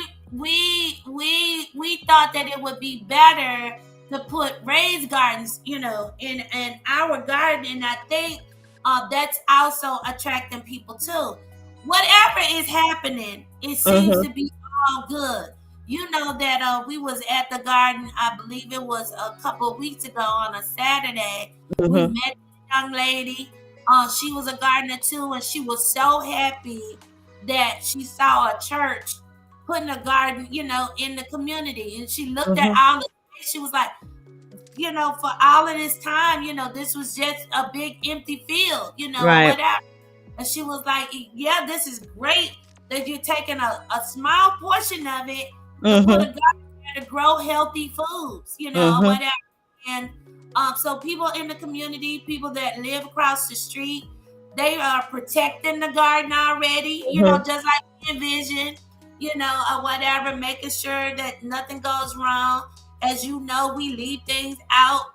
Nobody has touched anything in a negative way. And it's just a beautiful thing. I don't know if I've ever done any ministry. I'm calling it ministry. I don't know if I've ever, and I've done a lot in the church, 55, done a lot of things in the church, been a part of a lot of things, created a lot of things. But I don't think I've ever done anything more important and more significant than starting this garden. And as you know, it's in the plans of growing, expanding, and and what we want to do as the garden queens, Queen Anna, as the garden queens, we don't want it to just be at Spring of Hope. Right. We want to put gardens in as many homes as possible. Give yourself a little garden in your home, even if you don't have the space. Maybe you live in an apartment or something like. If you don't have a space, still have a little herb garden, because growing certain herbs, right, and adding certain herbs, to your food, to your dishes, that would be better health choices. Can you name some of those herbs? Sure. Queen Anna, some of those herbs that to grow, Well, real simple. You can grow things like basil and oregano You can grow thyme. All those, not only do they season your food well, but they have a lot of health benefits. All three will help with the respiratory system. You can take those herbs and actually make cough syrups and flu tonics. And they're herbs that you cook with, and they're very easy to grow. You can even grow them during the off season in the fall and the winter. You could grow different medicinal herbs like Tulsi basil, which is referred to as holy basil. You could take rosemary. Goodness, bay leaf. All these are very easy, doesn't take much space, and they're great companion plants, meaning they grow well with other plants like our tomatoes, our eggplants, our cucumbers, our different melons, because they will help feed those other plants. And in spaces like what we live in, whether it's Springfield, Hartford, Boston, Baltimore, we don't have a lot of space to begin with. So when you practice companion growing and using small spaces, you can grow a lot. We have 4-foot by 8-foot beds at Spring of Hope, and we're going to be getting 2 of those beds at Muhammad Mosque number 13 very soon. But there's a lot of food that can be grown in those beds. You could probably grow up to a couple of 100 pounds just in those 3 beds, because this is the gift that keeps on giving. It's not like you get one or two tomatoes and you're done. No, that tomato plant will keep going if you take care of it. So the herbs definitely are very useful. You can dry those herbs.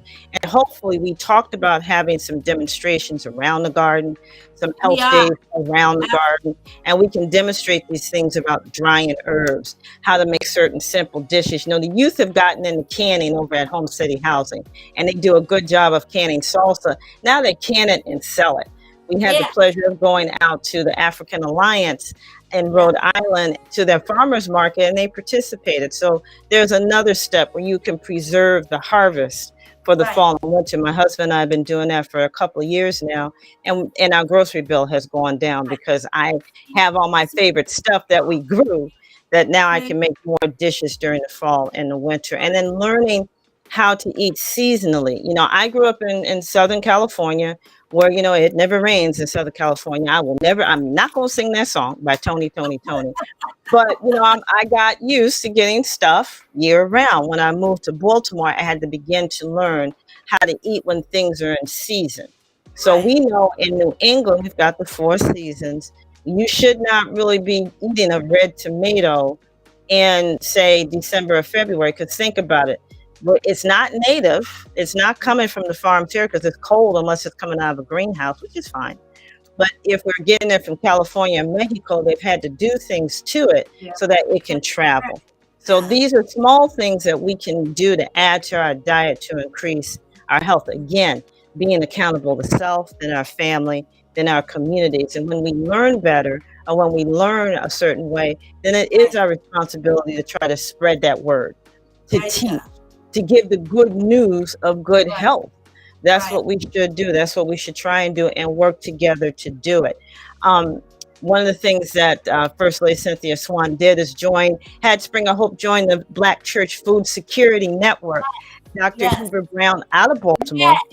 And we're bringing them here. Yeah, so stay tuned. Don't touch that dial. What he appreciated about what we're doing is the idea that it's these different religious institutions that are coming together. See, churches and mosques and synagogues, we got 2 things that can help in this effort. We got land and we got water. And oftentimes when you're working to start a community garden, you got to go through changes to get the land, then get the water brought in. Well, you got all this right away. We got it. That's the first step out of the way. Major thing. And then the other thing is linking up with different farmers of color so that we can start our own farmers market that are right here. First for the parishioners of our different congregations. And that goes outward to the community, because guess what? We're in the heart of the Black and brown community. So why not invite them in? Hey, you want to do your shopping? Hey, come shop with us. Come next door. Come down the street. Tell a friend. Come shop with us. Come get your fruits and vegetables here on a Sunday, on a Saturday, after Jumu'ah on Friday. Why not create that network? And this is that next step. And I think, Sister Cynthia, this is where you're going to see if you have a church, if you have a garden. And then my religious organization has a garden. And then was a Third Baptist has a garden. And then all the Baptist Church has a garden. So we have all these different gardens throughout. Now we are attacking together this whole food apartheid, and we're doing it swiftly because unity. The Most High Elijah Muhammad has taught us that our unity is more powerful than an atomic bomb. That's it. So we're That's it. unifying to feed our community together as women, and really as a community. We're weaving together this whole ministry of feeding our people. Right. Wow. I mean, that was the thing, you and I we get the vibe in and we go like way out in the stratosphere with it. You We leave do. it to me. I have it with a whole farm Yeah. in the Well, heart of Springfield. I'll go way all out in the middle of nowhere. we gonna get there. We gonna get Yeah, there. but it's We just gonna this is the spark, and sometimes you just got to start. You just got to do something. You don't have to be great to start. You just have to start to be great, and do that's what something. God is blessing us to do, and to do this together. This has Right. really been a wonderful initiative. I'm so excited. And Yeah. when I got the final approval to put the two beds at the mosque, I was like, oh, here we go.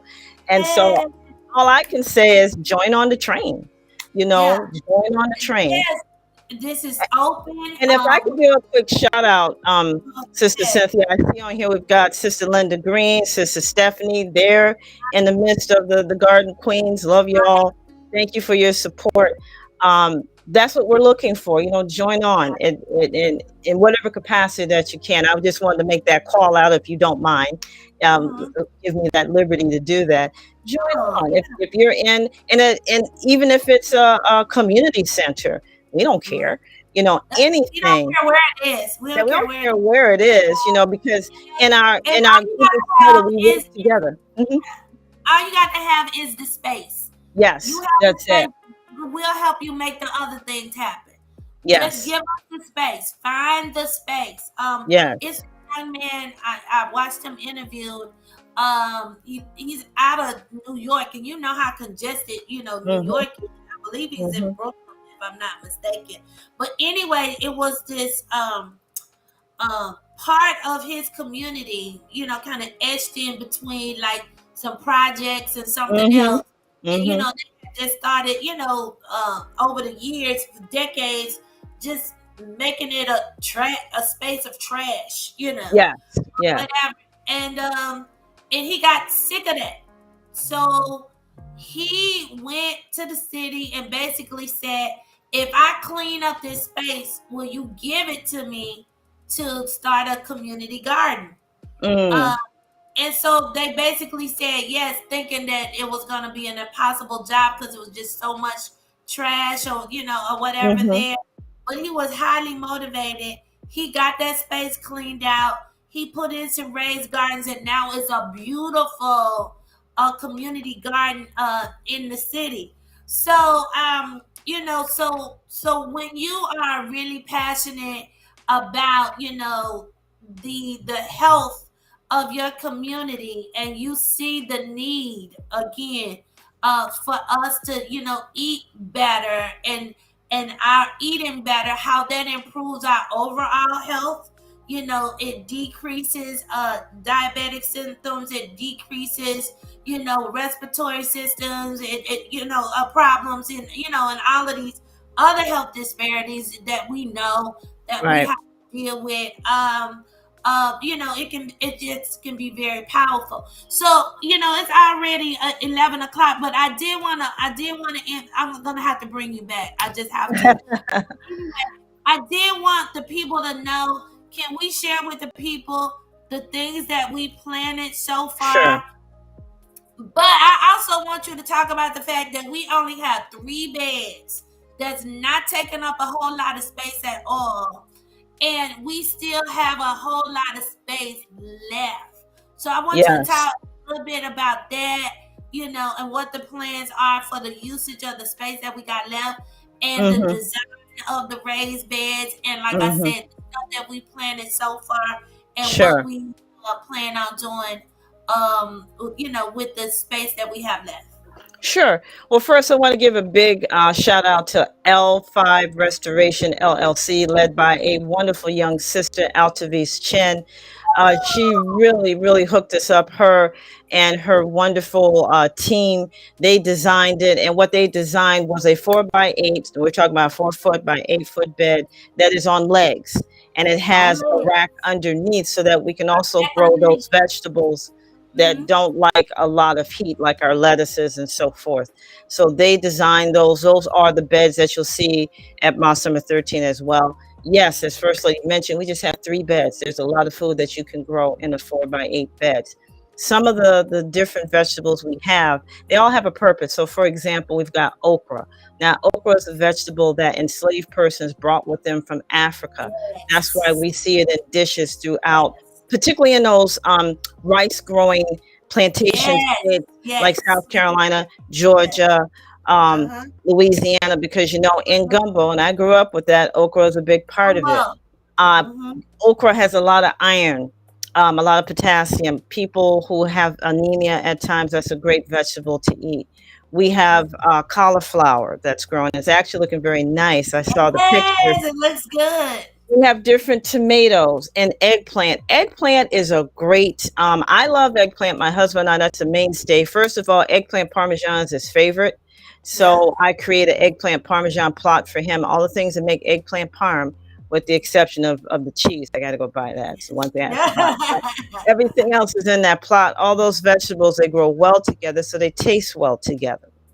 But eggplant, for those of us who are moving towards a meatless situation or a vegetarian situation, it actually can function and have the same texture depending on how you cook it as meat.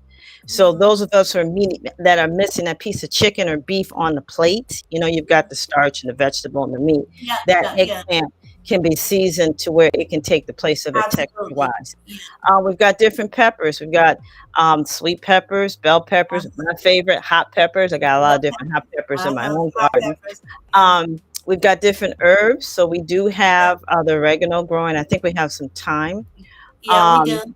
And we'll be rotating in. Basil too, right? Basil. We have basil. We do have basil. And then you'll start to see as we go into the fall, some broccoli, some collards, some lettuce, because now you want to install your fall garden around mid-August so that by late September, October, you're doing a fall harvest.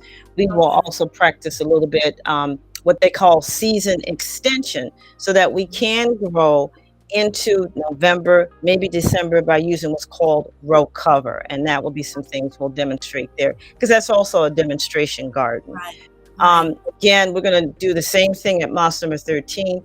If you are a church or organization and you're interested in what we're doing, you want to join on, reach out to First Lady. And then we can put something together. We have a great team of sisters, a great team of garden queens that we're going to work together to make this thing happen. And you'll see, it is our goal. So I'm going to step out there on faith. It is our goal to see every church that's in that Mason Square area with a garden and eventually a farmer's market, so that we can come together, create a network where we're feeding our people together. And that way, we're also providing a level of conservation in the cities, Springfield and Boston and Worcester, one in Hartford and Providence. You realize there are times when we are almost 10 to 15 degrees hotter than out in the rural areas. They call this heat deserts, because guess what we're struggling with? We don't have a lot of trees. We don't have a lot of green space. And those green that why they giving away the free trees? I didn't know that. That's one reason. And a lot of those trees were destroyed from the tornado. And a lot of our urban areas, we don't have as many green spaces, particularly in our neighborhoods too. So it's hot. And we're in a hot spell right now. Now, for some people like me who love the heat, it's great, but it's hotter than what it should be up here. This is like Baltimore and Louisiana. It shouldn't be that hot right now. A lot of that's due to the fact that we don't have the same tree canopy, is what they call it. So when you have gardens, that helps to bring more oxygen in. It helps with the carbon dioxide. It actually helps to cool things, the more green spaces. And so we're participating in a level of conservation. We're also healing soil. One of the things that we do with the youth is we go over how can we heal our soil, because that's another thing we suffer with in our urban areas is polluted soil. And there are different experiments that my organization is participating in now, how we could do it naturally without spending a lot of money. Well, doing a garden is another way of creating healthy soil. So our work, our ministry really is touching all these different points of food security, soil health, conservation, better quality of life, and health. And so again, for those who are on the train, we're so grateful to have you. those who want to get on the train will jump on, man. We're going slow Come enough on, jump on. that you The can time jump is on. now. The time is now. The time is of the essence. We together, we can help our communities. We can make them a clean and safe, decent place to live, and we can do it together. Right, right. I mean, it's something everybody can do. It's Mm-hmm. something everybody can do because it's not our desire to get to the point to where we're growing food and we're selling it. No, our hope is to grow food, together collectively as a community and give it out. Give it out to as many people that we can. We can reach out to, but certainly it begins at home. It It starts at does. home. It Yeah, it does. starts at home. Yeah. And you So can yeah. do simple So, things at home until you get to a point where you're growing. Well, if you can grow something in a windowsill, do. But look at your food choices. mhm, Again, we are the first doctors, the first nurses. So check out, well, what am I cooking? What am I buying? Read the mhm. ingredients. There are a lot of hidden code message. I had an instructor in my MGT class in California tell us one time, if you turn something around and if it has ingredients that look like a term paper, you There may you go. not want to eat that. You Yeah, you may may want to not want get away from that, especially if it's right, got words that you need a dictionary to look up. Food should not have those big long words. You may have a situation not that you want food. to stay away from. Not food, Mhm. not food, but we can take control of that. Right, right. So you gotta promise me you will come back. Of course, Um, and thank you for having me back. It's really very humbling for me to be here, and I'm so grateful no, to you. I really am. no, thank you for being who you are in the community. You're definitely unsung, but you are a hero in the community. I'm telling you right now, I didn't even have to like pry you. It was like I just see this, and you was like, let's do it, let's do it. And I'm telling you, I really credit you for a lot of what's been done and what is happening. Right now, it's because of you, and I just thank God for you.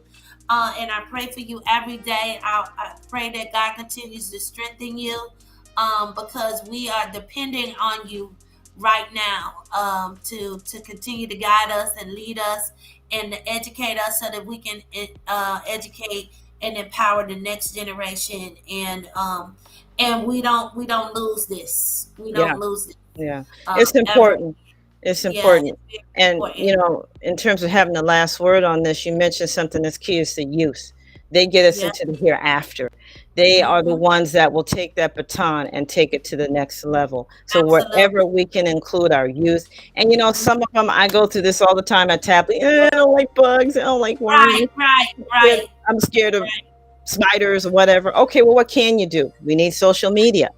We need a promo person. We need a Yeah, salesperson. I've got yeah. some girls that I are say that to me about salesperson. my son. Right. Yeah, they sell all of our product. I mean, I call them the dream team. So Yeah. wherever they can get in and fit in and bring their talent, because they will take this to the next level. They'll take it to the stratosphere. So Absolutely. definitely, our youth, we have to empower them to go out and go forth. And so, Yeah. this is such a wonderful platform. And I Yeah. really am grateful to your leadership and the fact that you just said, well, let's go. I want to do this. Let's go. And sometimes we need that. I know I needed that. That just inspired me. Yeah. Well, thank you so much for saying that. I know it's time for us to go, but listen, Queen Anna, I'm telling you, my life, the betterment of my life, the quality of my life depends on this. And I realize that if the quality of my life Hmm. depends on me learning how to eat in a way to where it improves my wellness and my health, then that's the same thing with a whole lot of us. And Yes. I know it's probably been said for centuries or whatever, and I wasn't listening, or whatever. But thank God I'm listening now. And I said this to a group of young people the other day. I said, listen, don't wait until you're Yes. 55 years old like me. Yes. Because sometimes, you can't really turn back the hands of time, as it pertains to your health, right? Or That's whatever. such good teaching. Oh, I need you to come speak to the youth that I work with, because that's the thing. You may I not would be able to love to. stop it in your 30s and 40s, but if you make these choices now, when you're Now, 15, make 16, it 17, you right. will have long life.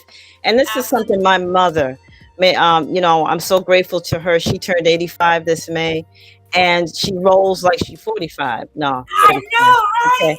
She I can't rolls. wait to meet her. I She's cannot rolling. wait to But meet her. one of the things she told me when I started practicing how to eat to live, she practices it with me. In fact, she took my books. I had to go Yeah, get my own books again.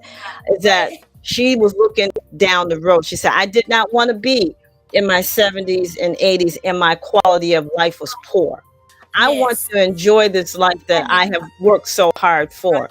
And in my 70s and my 80s, and yes, in my 90s, I want to be rolling strong like I did in my 40s and my 30s. And the only way I can do that is to lessen my stress, watch right, what I eat. And she started making those corrective moves in right. her 50s. So yes, you can turn, if you want to get on that journey, you can.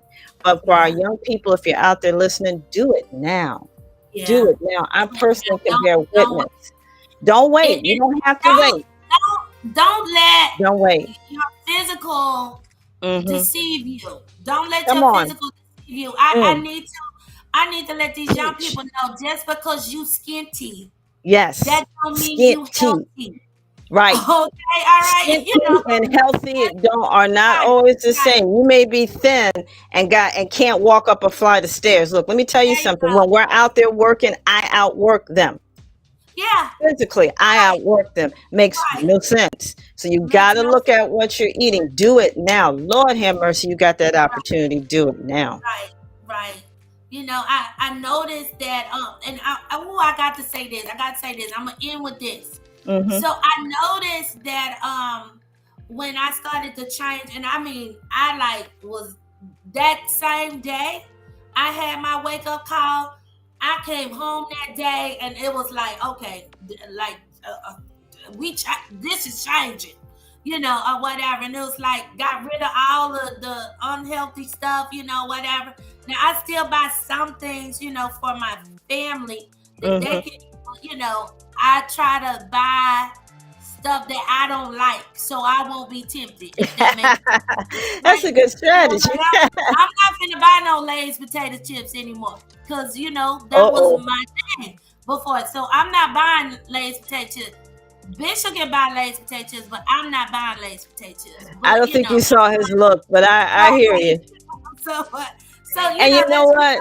When you make a change, I know for my husband, when we got married, he was eating fish, and I've been a vegetarian for many years.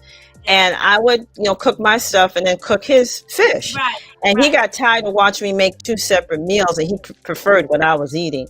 And he yes. made that change on his own. So That's again, once you set that that's example, exactly where your I your was going. family will follow Right, suit. We don't have to do a lot of talking. We just have to do a lot of doing. Let doing, us be doing, the example. doing. When your family sees you, see, that's what moved my mother. She watched me. She watched me drop the weight. She watched me change my health overnight, literally, with how to eat to live. So she said, well, if it's working for her, I know what it'll do for me. And so Mhm, I didn't have to say anything. She just mhm. watched me.